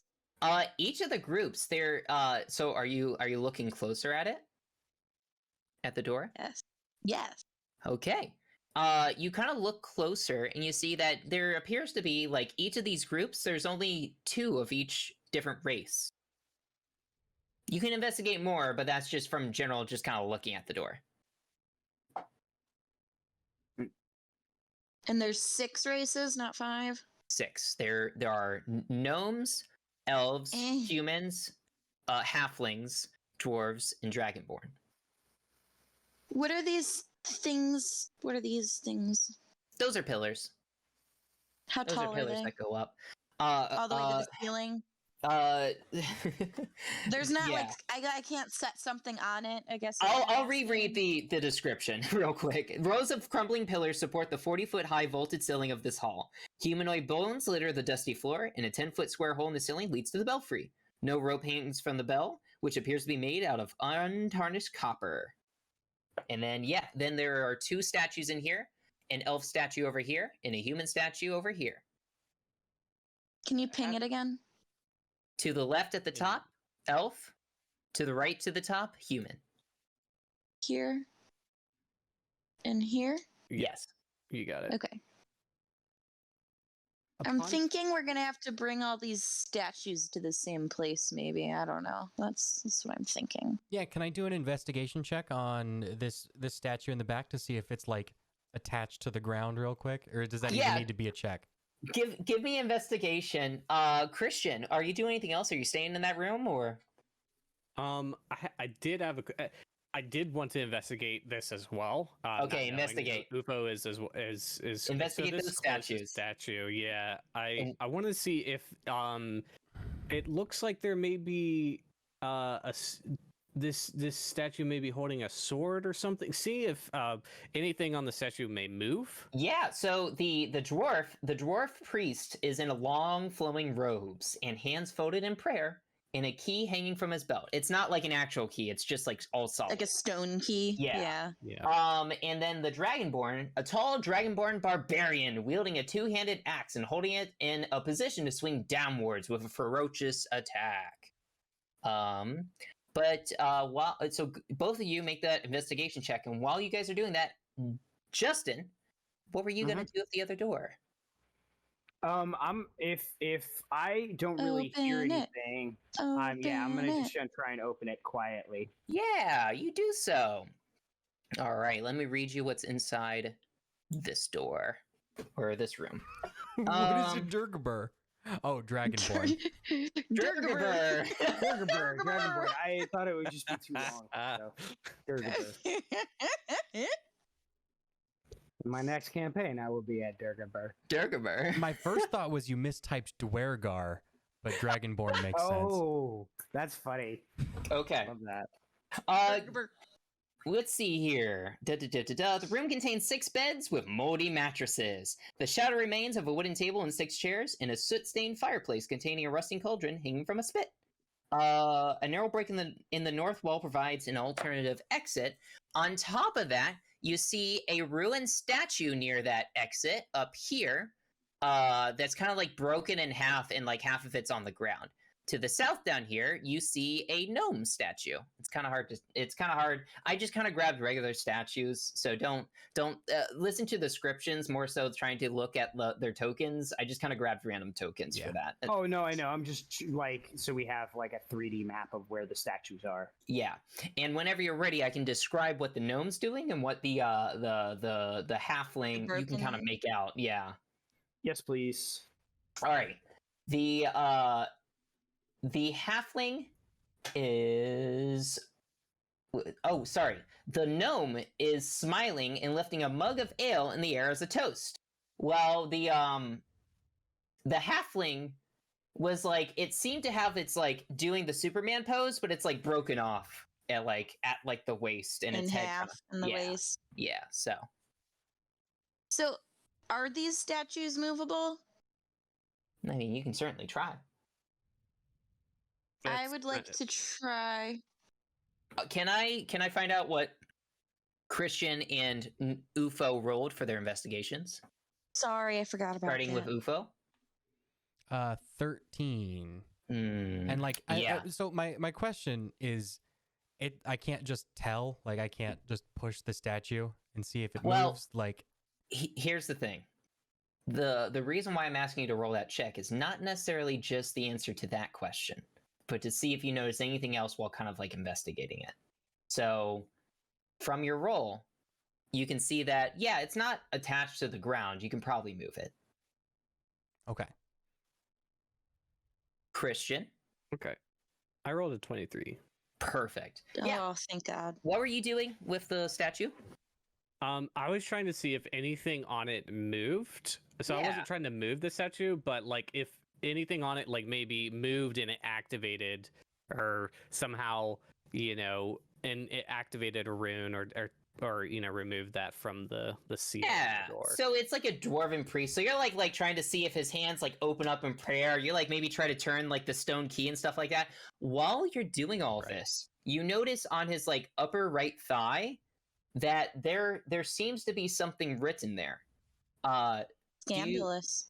Do you understand Dwarvish? I actually speak Dwarvish, yes. Perfect. You read in Dwarvish on his right thigh, key. E? Key. K-E-Y. Key. Okay. Sure. The dwarf is the one that has a key, isn't he? Yes. Well, and stone on him, but it stone was all key. it was all solid. Oh, I messed up. So sorry. The halfling statue that's broken, his arms are out wide instead. It's not on his waist, it's out wide. Sorry about that. Like whoosh. Like a T No, pose? like his arms like welcoming somebody. Like, oh, okay. Hug. Yeah. But anyways, back to you, Christian. Interesting. Yep. And you said that the key on him was totally solid, not movable. Correct. Yeah. Yeah, So nothing moved. That means But you something saw that else word. here. Yeah. Yeah. All right. Can I also see?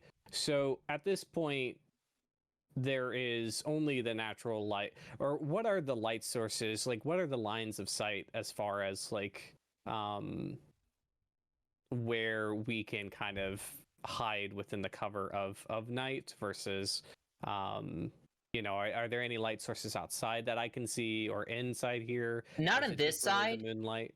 Yeah, not on this side, but like there's clearly a fire on this side. But like for the most part, if you're in the shrine, you're good. But like you're invisible in here. You can tell Sure. if like a normal party member moves through the room, they'll probably be spotted. Okay. Awesome. And the effigies carved into the door, they didn't. Yep.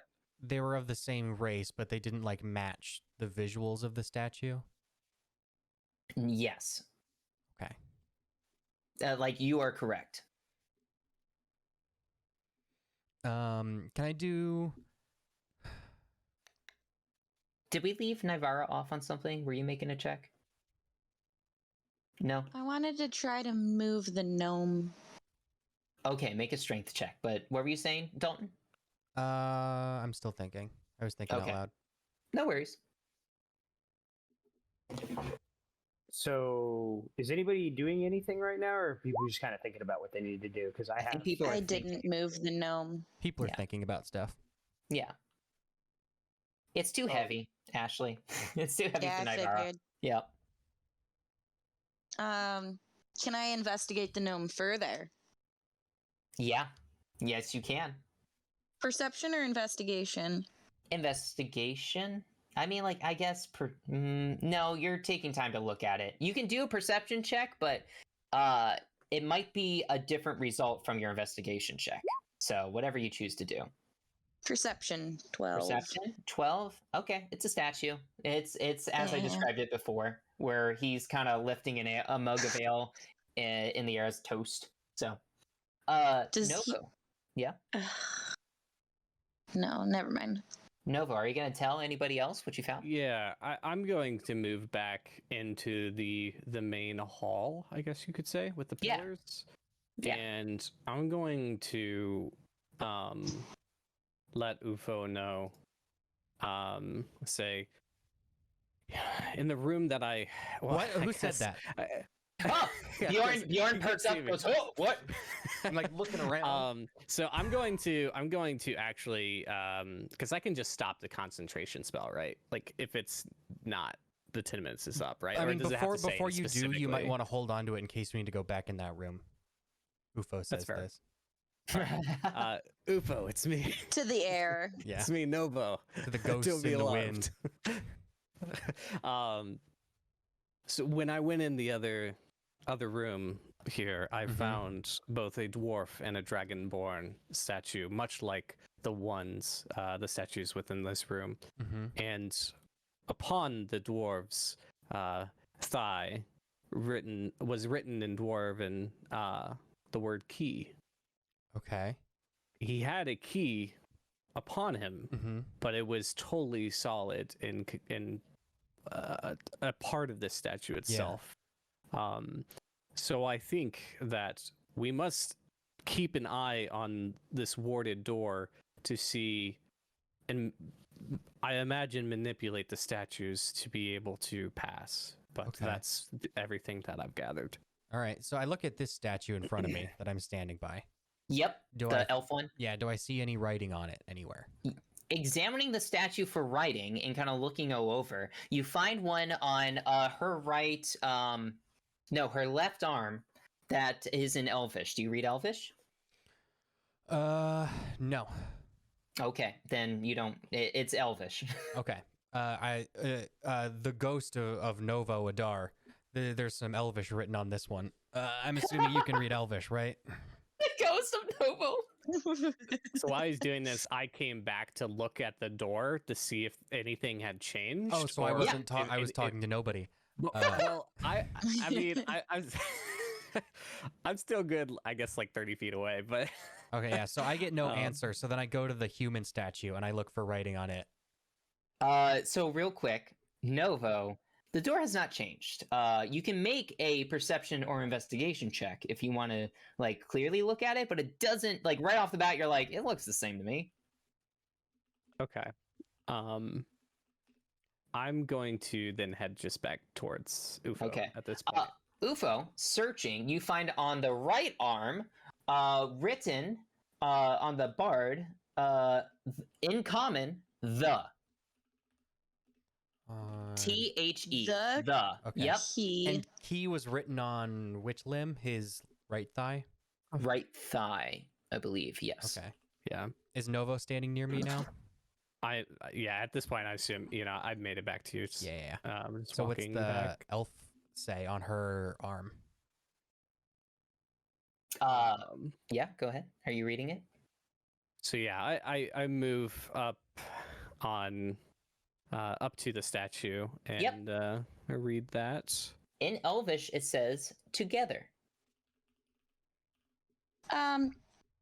Was that the left arm of the elf? Yes, And what part of the human? the right arm. Okay. Novo, did you And see it any... says the. Mm-hmm. You said there was another statue in that other room you were in?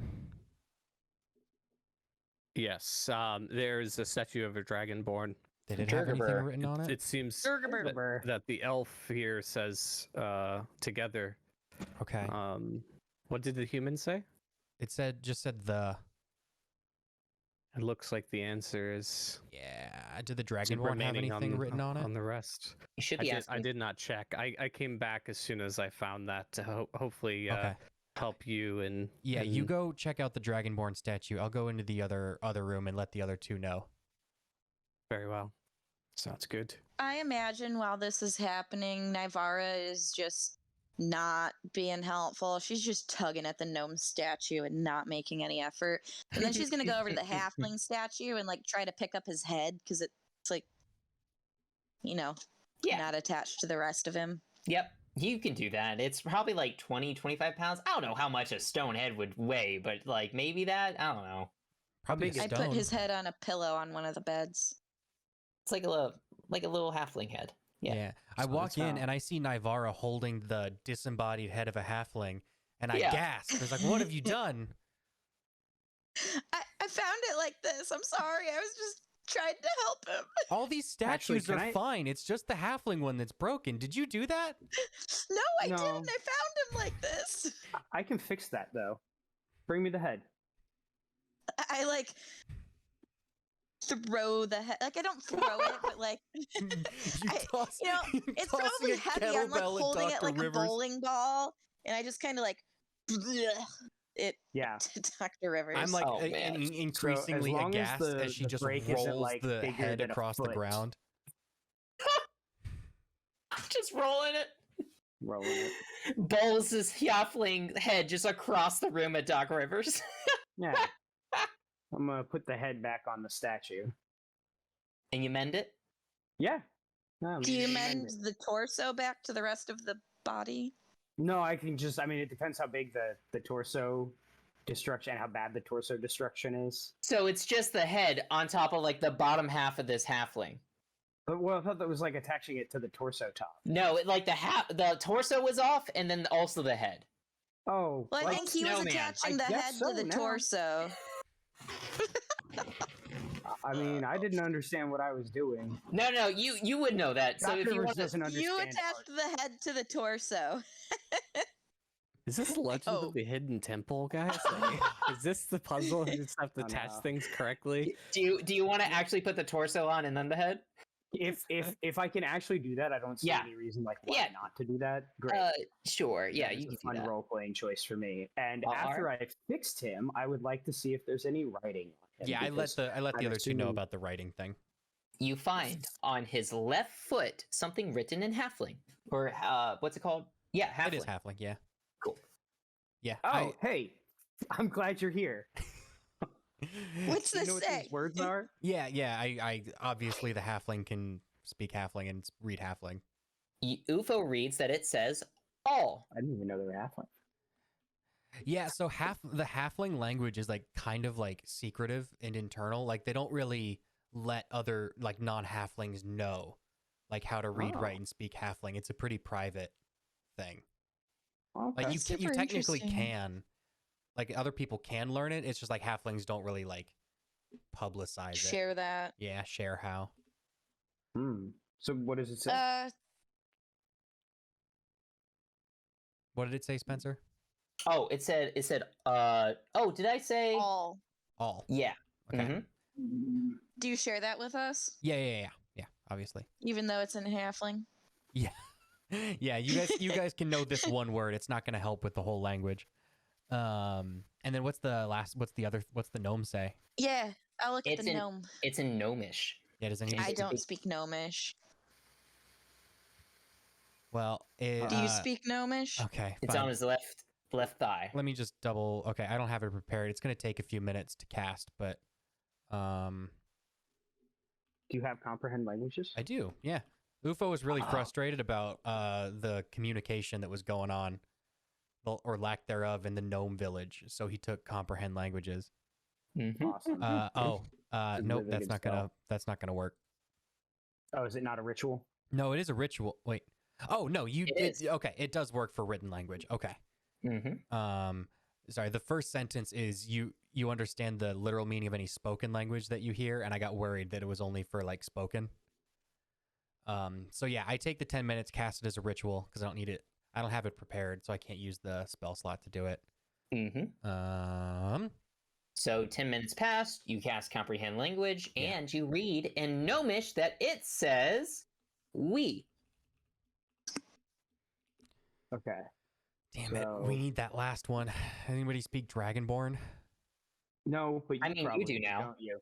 I do, but it's over there. And Novo said that there were I trolls, goblins, what were they? Weird Ogres. Ogres in the way. Shreks. Something Well, it had something about layers. He has writing instruments. Tell him to like make a little sketch I like Of the So- word. that was funny. I with the. I've seen you people do it. You put the paper down, and then you take a little piece of pencil, charcoal. You take some charcoal and you just rub it on, or some ink or whatever, and then you write. You can write. I think Wait, Novo's in the that's- other room, so you guys are just talking about this like he's there. Yeah. and he's actually- The door's open. I walk over to the door. it's like- open. I mean, Nova went in. Did he close it behind him? I did not close it behind me. No. Okay. And So if you I- guys are yelling, out I'm on the other I'm not side. yelling. We're not yelling. Outside the other side, I'm like miming at him, like trying to mime the copy it down. Okay. I'm kind of confused because I comprehend Draconic. Oh, okay, cool. So Oh, you do? so I'm like, what are you trying to tell? I'm reading this. All right. I cool, didn't cool, cool. realize. I didn't realize that was you had that language. No, you're good. You guys were The only one Um, we were missing was Gnomish. discussing. Oh, okay, yeah. That says R, and it's on his right right foot. Yeah. Awesome. We Yes, are- Together, we are all the key. I think it's we are all the Together, we key are all- together. Nivara. I have the We higher are all the intelligence. key together. Yeah. It's just semantics. Do we have to get them all? They weren't bolted. They weren't part of the ground. Do we have to get them all together? Wait, what if we? Together we Can I are take the another key. look at the door, You Spencer? sure can. Go right ahead. Are you Are they making a perception or investigation check? Yeah, I'll make a perception check. Do it. Yeah, what are they doing on the door? I have an idea. Nivara Okay. has an idea. 16. Yeah. You see that the figures appear to be conversing with one another. And how many are on the door? are There's 12 figures on the six door? pairs. Yeah. 6 figures on. Okay. I would like to touch the gnomish pair, and then the Durgaberg pair, and then the halfling pair, and then the dwarven pair, and then finally the elven pair. Okay, you do that. I Does want. anything happen? No. I want to say Aw. the sentence. Just each. Like I would go up to the door and just say the sentence first in common, and then again if that doesn't work. I'll Wait, each- what do you? How are you saying it? Okay. Oh, wait, we have to say together we are all the key in each language. Yeah, that's what I. Yeah. You say together we are all the key in all the languages that all 6 languages. Well, so Like, first in common. Each appropriate- word in each language, maybe? That's the first Okay. try. You do that, nothing happens. Okay. What if we say we are all the key together in each language? No, nothing happens. When All I did together, we are the that. key. Oh, damn it! I It lost detect opens. magic. Oh, Novo Oh! got it. It opens. Novo got it. He's not even visible. when he says all together we are the key, you see the figures all like turn to you guys and like start clapping, and then they wisp away. I would like. Wait. So can I cast detect magic again? Yeah. Oh well, you should still have it. No. How so much time has passed? It's I only had to 10 drop minutes. concentration to get concentration on Oh, okay, comprehend okay. Yeah. languages. Is there any indication as to who? I don't even need detect magic for this. Well, it'll wait. It'll wait. I want to know who wrote that wording, and I want to be mad at them about being so specific about grammar and sentence That puzzle structure. is actually that also wasn't included. That was included in Puzzles, Predicaments, and Perplexities, which is a standalone drive-through RPG. Yeah, I that will be leaving a positive review, but also a comment. Yeah, that spell had very strict input validation. Yeah. Honestly. Yeah. Okay, so do you actually cast Detect Magic, or are you just No, going no, in no, here? no. I'm just You going in. don't? Okay. All right. So All right. 6 stone pillars brace the vaulted ceiling of this temple, the floor of which is buried under a thick layer of dust. Also covered in dust are 4 humanoid skeletons in tattered priestly vestments, lying near a stone altar situated in an alcove under 4 narrow windows. Carved into the front of the altar is a humanoid eye. Yeah, so Doc Rivers is going to blow the spell slot to detect magic. Okay. Yeah. You can tell that there is an aura of divination magic around the altar. Ah. It's, so Navarre has a divination. question. Oh, Can you guys see those skeletons all right, by the way? Yeah, they're down there. Okay, cool. what's your question? Where are the Ashley? skeletons? Oh, Right here. Yeah, they're like on the ground. You kind of have to zoom in to see Oh. You them. gotta zoom in. You gotta zoom in a little bit. They are a dark brown, where the tiles are kind of like a light brown. Yep, I don't sorry. see that. I see. I've got a question. Does it look like the skeletons were laid to rest there, or did they like die there? Like, are the bodies peacefully lying down as if they were placed there and they decayed there, or are they like struck down? Perception or investigation. They will give you different answers. Mhm. All right. It's a good question. Well, 11 on perception. Okay, well, they are bones. And they're laying towards the altar in their tattered priestly armaments. hey, Or vestments. Vestments. can I religion check this? Hell yeah, you Ryan, can! yes. Religion check that eye! I just typed in hash. I just almost tried to command religion. I'm also gonna give you an inspiration point, because like nobody thinks of religion checks at all in D&D, and that's usually know. really important. Oh no! I'm gonna use it now. Good thing you got it. Does anybody want to give him some inspiration too before he makes this like check and everything? I'd take mine. Take some inspiration. Yeah. I already wasted one on me, so. Well, No, I let's split it up just in case, and I will inspire him. Oh, okay. Jesus. Oh my God. All right. So what is Oh. it? A D6? Yeah. Just in case something All happens. right. Alright. 11. Okay. All right. Well, I mean, you don't get all the information, but you do know that it's Severus, the god of divination and fate. Oh.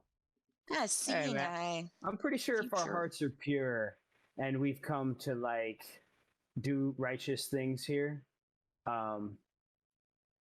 we'll be okay. This is a god of foresight. Well, I think we Divination. just came for the gold, did we not? All right, nobody let Nivara touch it. I kicked Nivara like halfway through that sentence. She's not pure heart. Okay. Is there anything else in the room? What are you looking around for? Are you just generally I'm checking? just looking around the room. Yeah. So Also see. give me a perception. Give me a perception check.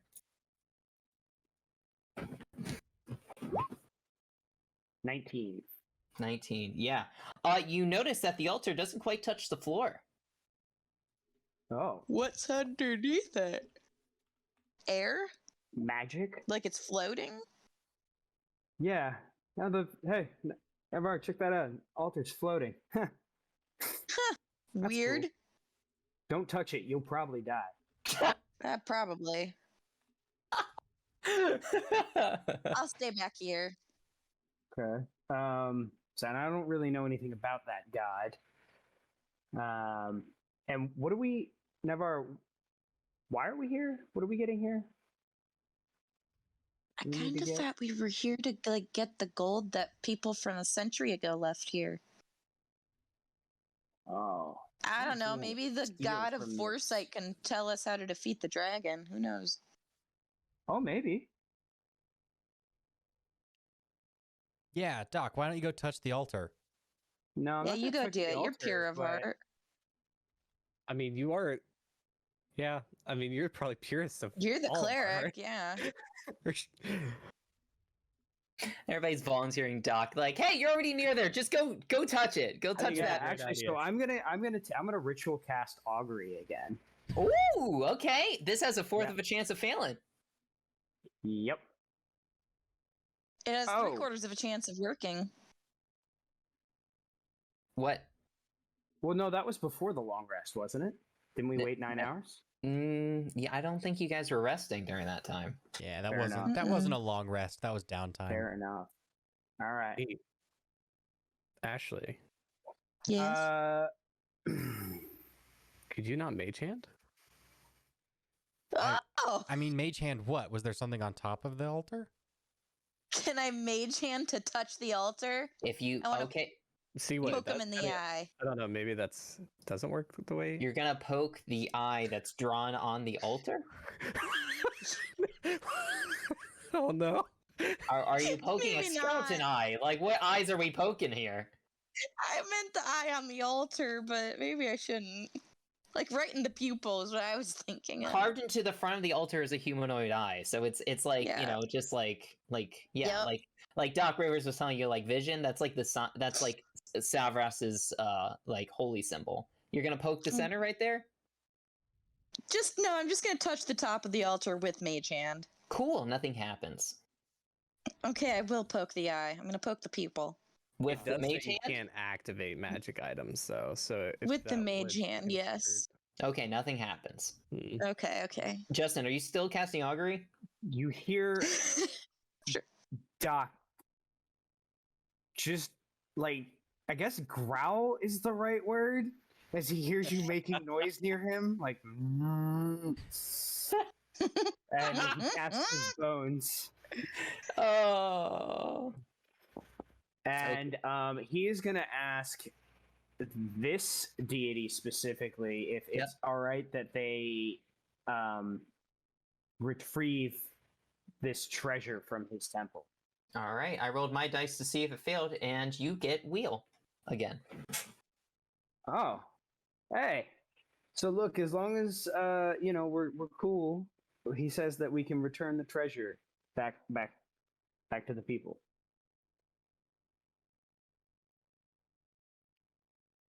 Are we cool? I think guess I'm we're cool. I mean, Yeah, pretty cool. like their god, this god said it was okay. Yeah, so we know that the augury succeeded, right? Like augury doesn't give you a. No, the augury just tells us wheel. We Oh, don't know so if I you don't know if if it you don't know if it succeeded or not. You just got like good vibes. You don't know if those were the right vibes. Yeah, the rune sticks show favorability, Gotcha. Wait. Okay. Okay. right? So Yeah. So the vibes were good, but there's a 25% chance the vibes are wrong.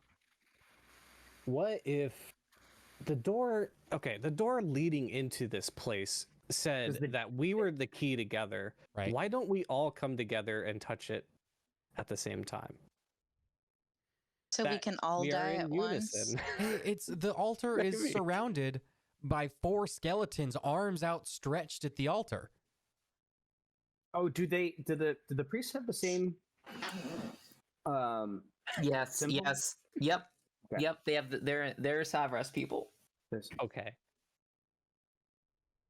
Oh, they might have just been killed. Like, are there Maybe they're skulls protecting smashed it. in? Yeah, like they were just begging So Savros for Spencer help. said there's bones. Yeah. Maybe I know, they but died I protecting tried to it, see but if You Yeah. know? Spencer Can I- just said bones. He isn't going to tell us information that we could see. Okay. well, I didn't roll high enough, so maybe you rolling guys can doesn't roll affect how higher. your eyes work. Okay, there's bones. We don't see any like Mhm. signs of aggression or anything. the only like that. the only thing that you guys were able to see was that the altar doesn't quite touch the ground in the front. I mean, can I look under it? Yeah. Yeah. Are you gonna go up and move it or try No, to? I'm gonna get on the side. Like I'm already close to the ground. I just want to like get down on the ground and look at the place that it's supposedly not touching the ground. It's dark underneath, so it's kind of hard to I like cast see. dancing lights Okay. All right. and move the lights under there. You see that the altar has stone rollers built into it, and it looks like it can Oh. be pushed like south. It's on wheels. How? All right. Well, Doc Rivers is Let's just gonna just push, push the altar. You push it. All right. Doc And then Rivers it's gonna be a- collapses in front of the Oh, altar. He is incapacitated. Oh, Is he breathing? Um, Can I do a medicine check to that's see if he's probably bad. breathing? All right. So that's what everybody else sees. Doc Rivers, you float above your body out of the shrine. You see behind you the bell in like on the at the top of the church and everything. Can you give me a perception check real quick? sure. Doc sees all of this and goes, "Ah, am I dead? Probably dead." 25. Yeah. You can see that like the it appeared to be Ah. made out of like copper, but like at the top of it, like paint is peeling off. And you can see like a flash of gold as you like the like setting sun gleams off the bell, and you see it. But you keep shooting up. You rise way above the Shrine of Savas, and you guys are, if you see on the map right here, you're like way above the shrine right here. You fly down south. You fly way down all the way to What is happening? all right, see where I put the new X right here at the top of the mountains here. Okay. I'm pinging it right now. So it is down here, just north of right here. You fly over these hills, over these mountains, and let me tell you, this is all happening in like a minute. So Mhm. like you're traveling quick. So you So fly. it feels like it's happening at light speed too. Yeah. So you fly, like you're way up in the mountains. You're like way up in these cold mountains, and you're flying. Let me put you on the map real quick here. You're like flying way above. You fly like in these icy mountains, and like you go to the top of like this area right here. I'm gonna black out most of it, but I'm gonna reveal the roof over here. Let me boop, boop, boop, boop. just a sec. I will reveal it in just a moment. But see this right over here? I do see that. You fly, and like you just like fly over, and you see this like white dragon just like asleep, Shit. curled up, and like it's like on top of this mountain keep.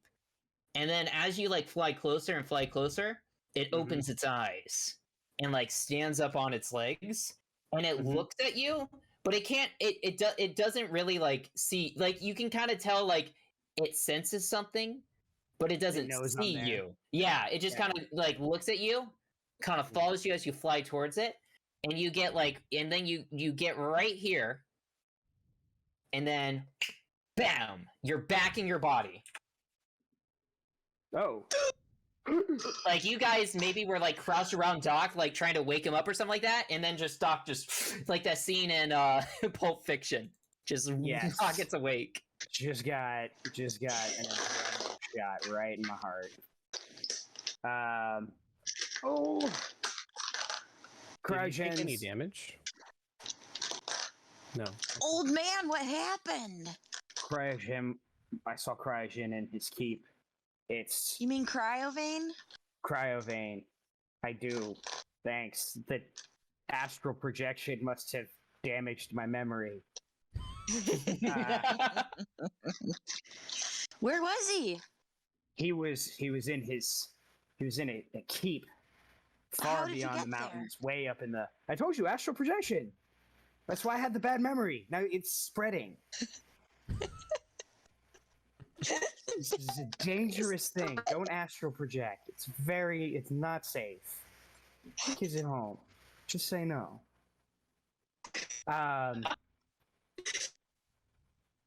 Yeah, so he was sleeping, and then I swear he could have seen me, but That's I not don't good. know. Yeah, What was it, to the north of us, the south of us? the south, way far to the south beyond the mountains. Do you think you could point to where it was on a map? Could you get us there? If I had a map in front of me, yes. Okay, cool. I think I could. You What mark happened? the X where you floated over the mountains and can specifically pinpoint the Okay. keep that Cryovane is at. But if it saw you, we might need to hurry. It might know we're coming. Something's coming. Yeah, our timetable might have just gotten updated by accident. Yeah. Well, in the At least we can excitement, find him. Doc Rivers did push the stone altar forward, and it rolled 3 feet to the south and revealed an unlocked wooden coffer, inside a Open it. 1 foot square cavity in the floor. I open it with Mage Hand. You do so. Inside appears to be a key, and I'll go ahead and reveal to you what this key is. I pick up the key with Mage Hand. You do so. Boom. A question mark is worked into the head of this key. The key has a 5% chance of unlocking any lock into which it's inserted. Once it unlocks something, the key disappears. That's awesome. That's pretty cool. Novo, you notice something peculiar while you're in this room. Like also like as the altar kind of pushed, you see this like disc that's like behind like the little wooden coffer that like fell out of the bottom of the altar, like the altar that rolled. This like it's like maybe like it's pretty large. It's maybe like 1.5 foot like by diameter. Did I say that right? Diameter? Yeah. So Diameter is the full from point Yeah, to so, point. yeah, it's Radius like is 3 the from the feet. center to the edge. foot and a half, like foot and a half. Is Yeah, this like it's a pretty static big. shock disc? Is a very large vinyl of my favorite Neverwinter band? It's they- your own vinyl. It's Novo and Nivara. Having noticed this, music in- then in I the winter- will. So it's the- like directly behind it, is it? Yeah, like when it was pushed, like it underneath where the altar was like that inlet in like 1 foot square cavity in the floor. But as the altar rolled, like the disc fell out of the bottom of it. Okay, gotcha. Pick it up. Pick it up. I'm kind of afraid to pick it up. I pick it up with Mage Hand. I love this. Can you I show love it to Mage me with Hand. your mage hand? Mage Just hand, like put it in front of my I- face. Yes. I could do a whole like 15-minute YouTube episode on why Mage Hand is amazing. I love it already. It's I great. mean, if you So, like Mage Spencer, Hand, there's like an entire rogue class like built around Arcane it. Trickster. Like Arcane Trickster rogues, like half of their stuff has to do with Mage Hand. Mhm. I can steal from people with Mage Hand. Yeah, that's the whole Ashley, point. you are a rogue at heart, and I love it. I am. Oh. I should have been a rogue. It's okay. But Novo, do you pick up the Um, disc? Well, I think Ashley is using. Yeah, her Mage Hand Navarre to picks show it up to with me. Mage Hand, and It's heavier showing than him 5. the size. It's heavier than 5 pounds. You can't pick it up. Oh, okay. I can't pick it up. Yeah. Well, she can't. Okay, no, I will pick it up. All right, you pick it and, up. and look at it. If you want to give an arcana check, you can, or you can just like attune to it. Oh, I forgot to mention, Ufo, that is an attunement slot for to use like the fireworks and everything. Okay, Like cool. that. Yeah. But yeah, you can attune to it overnight and find out all of its magical properties. Yeah, Ashley? Mr. DM, sir, I don't think we've covered attunement and attunement slots. And we will in the last 10 minutes because I want to make sure you guys get back to town and kind of set off for your next adventure. So, I think Doc Rivers mentioned that he wanted to kind of pack up and get going because he's worried about the dragon, right? Yeah. Yes. Or Ufo did? Sorry. Yeah. So you guys pack up. You're able to sneak out just fine. I think Novo's still invisible, so If it hasn't been an He is. hour, yeah. no, it hasn't. You guys were able to do this like within the hour. It's So probably yeah. gotten even darker. Yeah. You guys are able to sneak out just fine. The orcs were doing their own thing. You set out down back to Phandalin. It's gonna take a little bit. So like, let's say like it's the first evening. Or it's like the middle of the night. So maybe you get off to the middle of the road and you take like your camp and stuff like that, just outside of Coneyberry and such. Does that sound good? Yeah, I with Doc seeing the dragon, like I don't mind doing a little bit of a forced march and like pushing ourselves to get back into town quicker. Yeah. I don't know if you know the rules surrounding that or need Oh need someone man, to look yes, them up. deep cut rules. Let's do it. But Oh, man. basically, Point of this for stream. everybody listening, the DM's guide lays out like this is how much a party can travel in a day at like if they're like just like marching at normal speed if they're pushing themselves or like so like how far can a party move in like 8 hours of like forced march, and if a party wants to go further and spend longer, they can make con checks Mhm. or Yeah. else they would, and if they fail then they can suffer exhaustion, which has like a variety of Levels. a variety of levels and a variety of downsides depending on how much exhaustion you have, and those like fall off when you get like an actual good night's sleep. So Yeah. like Ufo's saying, like if we need to get back into town, like we can go like march through the night, get back into town, and then take a good night's rest there. Let's do it. Cool, you guys can do that. Sorry, I'm just filling out text and everything. So, while you guys kind of force march, it's still going to take even if you force march through the night, it's going to take to, I think, the end of the first day. Next So, day. yeah, so you get back to Phandalin probably at the end of the day. Are you Mhm. guys going to just go to the inn and kind of like sleep there? Yeah, I think How late toward the end of the day? Ugh, like probably 9 o'clock, because it took you guys a full 2 days to get to Coney. All right. Yeah. Can we go then to the inn? I'm looking for what's his name who owns the store. Oh Barthen? yeah. Barthen owns the store. Yes. Yeah. Can we find Barthen? Yeah. Okay. Yeah. Let me move you guys to Phandalin. Boom. All right, here we are. So let me reveal. So Barthen is here. Toblin is at the inn. So is everybody going to Barthen's Provisions then, or yeah, I mean we come in passing it, like we come in Yep. on the Tribor Trail. you sure do? So Doc, you were Alright. looking for him. Sweet. Yeah, I don't know when the shop closes, but it's worth swinging by. I mean, they live where their stores are in this period in time. Yeah, like here's the thing: like Andrew and Thistle probably gone home, but like you guys like knock on Barthen's position provisions, and he kind of like comes down. He like has like reading glasses on. Oh, he he's got like- like a nightcap. He like has a candle. He has like already like a nightcap on. The nightcap. Yeah. And he opens the door and goes, "Oh, well, it's good to see you guys. It's been. Oh wait, what was my voice for Parthen? Hold on. It was gruff. Yeah. It was gruff. And we look exhausted. Like we Yeah. look really fucking tired. Yeah. Let's see here. Barthen. I can't find his voice. Dang it. Oh, there you are. Okay. Booming voice. Oh, what are you guys doing here? You look worse for wear. Terrible right now. Yeah, we actually need. So we want to get going on to help the loggers. Oh my! You look like you First need a things- good night's sleep. Well, right, but we need to. Well, head we out just extra wanted to get early set so we tomorrow. could head out first thing in the morning. Oh, yeah. What time were you setting to leave out? Like 8. Dawn.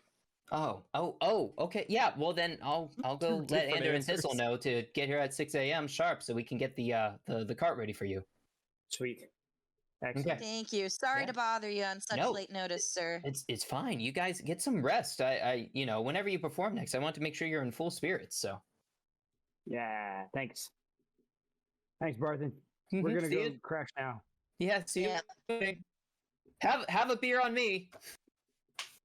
Cool. So you guys, I'll take you up on that. you guys go to the end, and I'm guessing you sleep just fine, and everything's good. Sweet. I'm like gonna half-ass play one song on my lute just so I don't have to pay for the night. Toblin probably is like cleaning out glass, and there's not a lot of people in there because they weren't expecting you to do a show. And after like half a song, Toblin comes up, puts an arm on you, and goes, "It's all right. Just go to bed." Are you sure? Mm-hmm. And I'm like falling asleep on stage. Yeah, oh. it's okay, hun. It's okay. Yeah, she like falls asleep and her head like bangs the keys. All right. So just to wrap this up real quick, you guys spend the night. Do you attune to the magical disc, Novo? Yes. Yeah. Perfect. That was the plan. This is an acoustic disc. By attuning to it, it magically floats around you. And in fact, if you kind of look, it can float like right behind your magical floating organ. Heck Um, yeah. And this magical acoustic disc, specifically, I want to make sure I clarify this. It doubles your spell range for sound produced spells. So not like area of effects like Shatter. There is a 20-foot radius or something like that. It doesn't increase that radius, like how far you can cast How far Shatter. past that? Yeah. That is what it's increased. Yeah. Does that make sense? It's kind of like the feat. What is it? Spell range. Sniper? There's a feat that doubles your spell range, and that's essentially what it does, specifically for sound-based spells, like Vicious Mockery. Heck yeah. Oh, that's pretty Cool. cool, actually. Nifty. Yeah. So yep. You guys get that. Just to speed things along, because it is 9:50 right now in Eastern time. Essentially, you go to Barthen's Inn. Barthen tells you that Andrew and Thistle has filled 2 crates with supplies as he hands you a sheet of parchment, upon which is written the inventory of the crate's contents: foodstuffs such as dried meats, blocks of cheese, loaves of bread, as well as cask of ale and flax of oil. The 2 heavy crates are loaded onto a 2-wheeled cart pulled by an ox. Barthen says, that ox's name is Vincent. I'll expect to see him in the cart returned. Thank you very much. But that shouldn't be an issue with you guys. Yeah. I give Alright. Vincent a good No pat on the problem. nose. Definitely nothing will happen to your oxen or anything.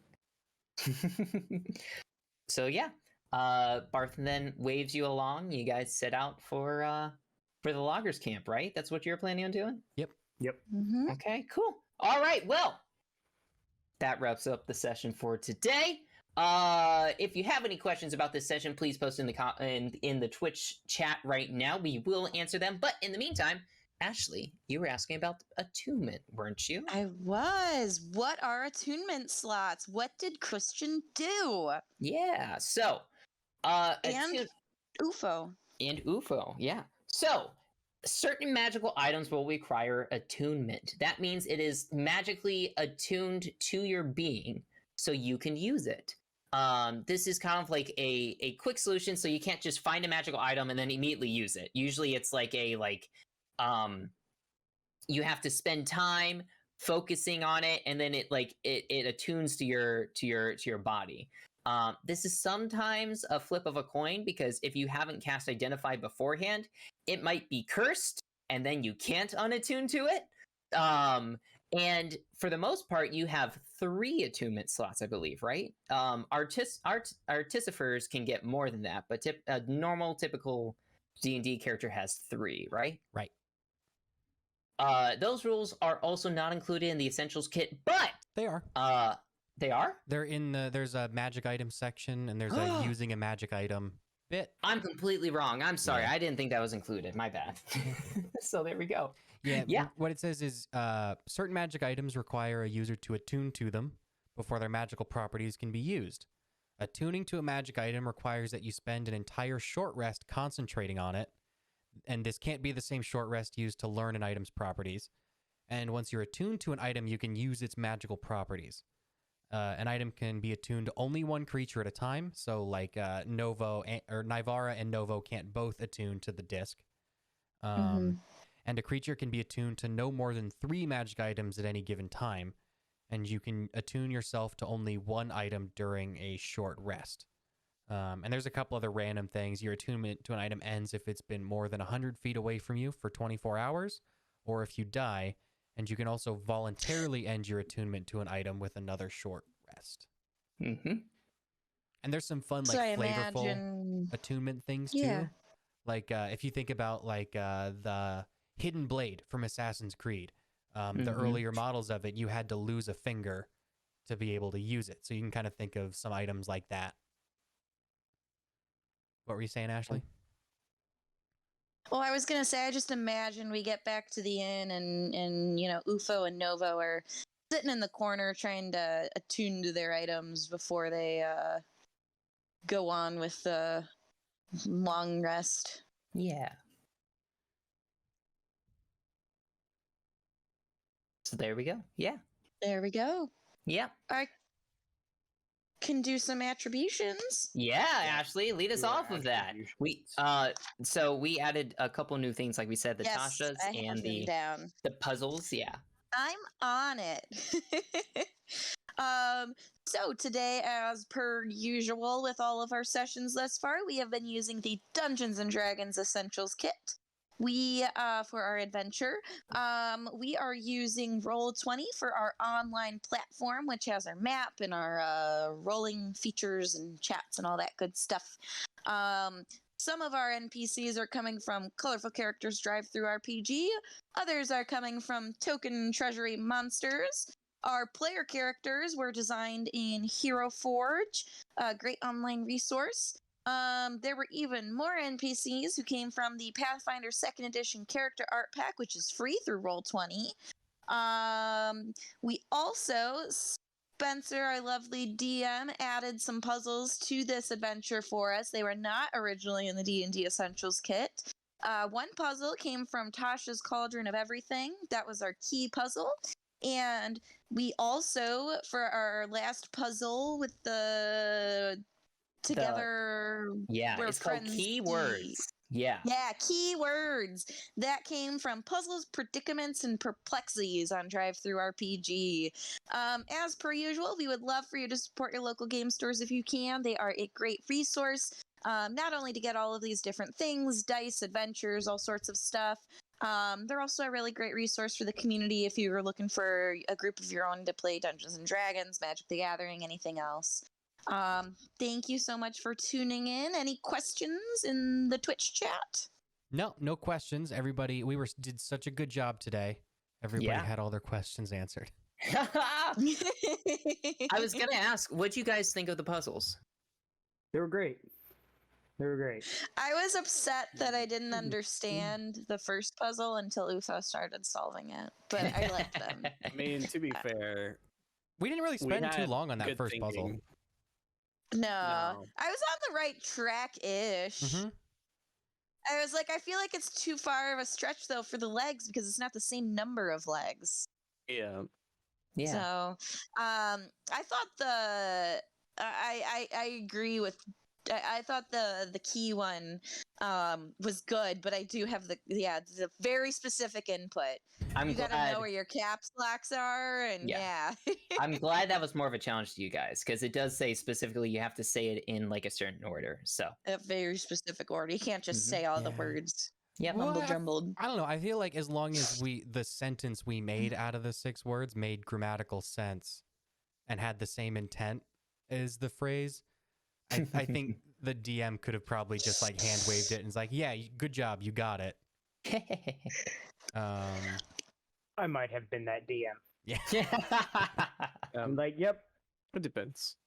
close. It makes sense. You guys got there. Christian solved it. He knew what it You was. did. You understood the You point. did. Yeah. Yeah. Yeah, no. It's funny because I always like immediately overthought the box puzzle because I saw a bat and I was like, oh, does this have something to do with vampires? Should I know something about vampires? And then I saw like the spider on the right side of the picture. I was like, oh, well, never mind. Spider-Man. I don't even No. know if vampires in D&D, like, do they turn into bats? Is that a They thing? do. They do. Okay. I think they Or can miss. turn Other into. things. Yeah. Yeah. I wasn't sure in Also D. like, depends on the vampire. Yeah. Okay. What actually happened was if you guys put the wrong key into the keyhole with like not the right part, whatever was the creature, like the bat or the wolves or whatever, it spawned like a certain amount of those creatures. that's So awesome. Actually. That's cool. yeah. Uh, So like for 1d4 giant bats, 1d4 poisonous snakes, 1d4 giant wolf spiders, and 1d4 wolves. So That's cool. good thing it's not dire wolves. Mm-hmm. So Those are scary. but yeah, you guys, I put in some more puzzles and stuff. Loggers Camp is gonna have one, as well as if you guys go on to where Cryovane's at, that's gonna have a puzzle. So I don't know. I there'll think be we more can stuff. probably I just sure ignore hope that. we go to I think we ended up with Cryovane. that. I mean, that's like.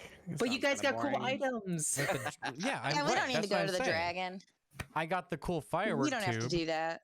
I mean, Cryovane can just go on his reign of terror as long as he doesn't take my cool firework tube. I'm just trying to see. get famous here. I think this next competition that comes up with like this acoustic disc that I got and UFO's magical fireworks machine. I think we've got a shot to really win this thing now. I you know, I Mhm. think that would really send us off in glory for this story. But Yeah.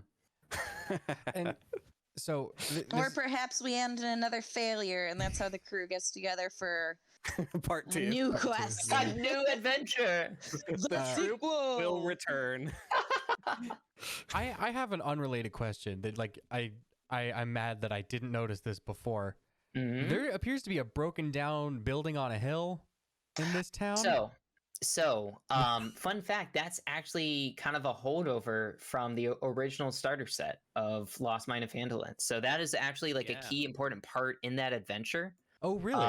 Yeah, because essentially they just copy Phandalin from the previous adventure and put it in here. yeah. They did change things. They did change things with interactions and stuff in the town. Mhm. Like Harbin wasn't really a thing. Neither was the Town Master Hall in the original one, but that manor was, and like other places were, and stuff like that. Ah. Like the Phandalin Miners Exchange, not really a thing in this adventure, but like in that adventure, it was like a little bigger bit more. Yeah, in the Shrine of Lelkit stuff. So like that manor is like there's a bad gang that is terrorizing the town, and like Yep. their secret headquarters is under there. Okay. Yeah. Oh. Yeah. And They're it's like, just assumed that's been dealt with in this timeline.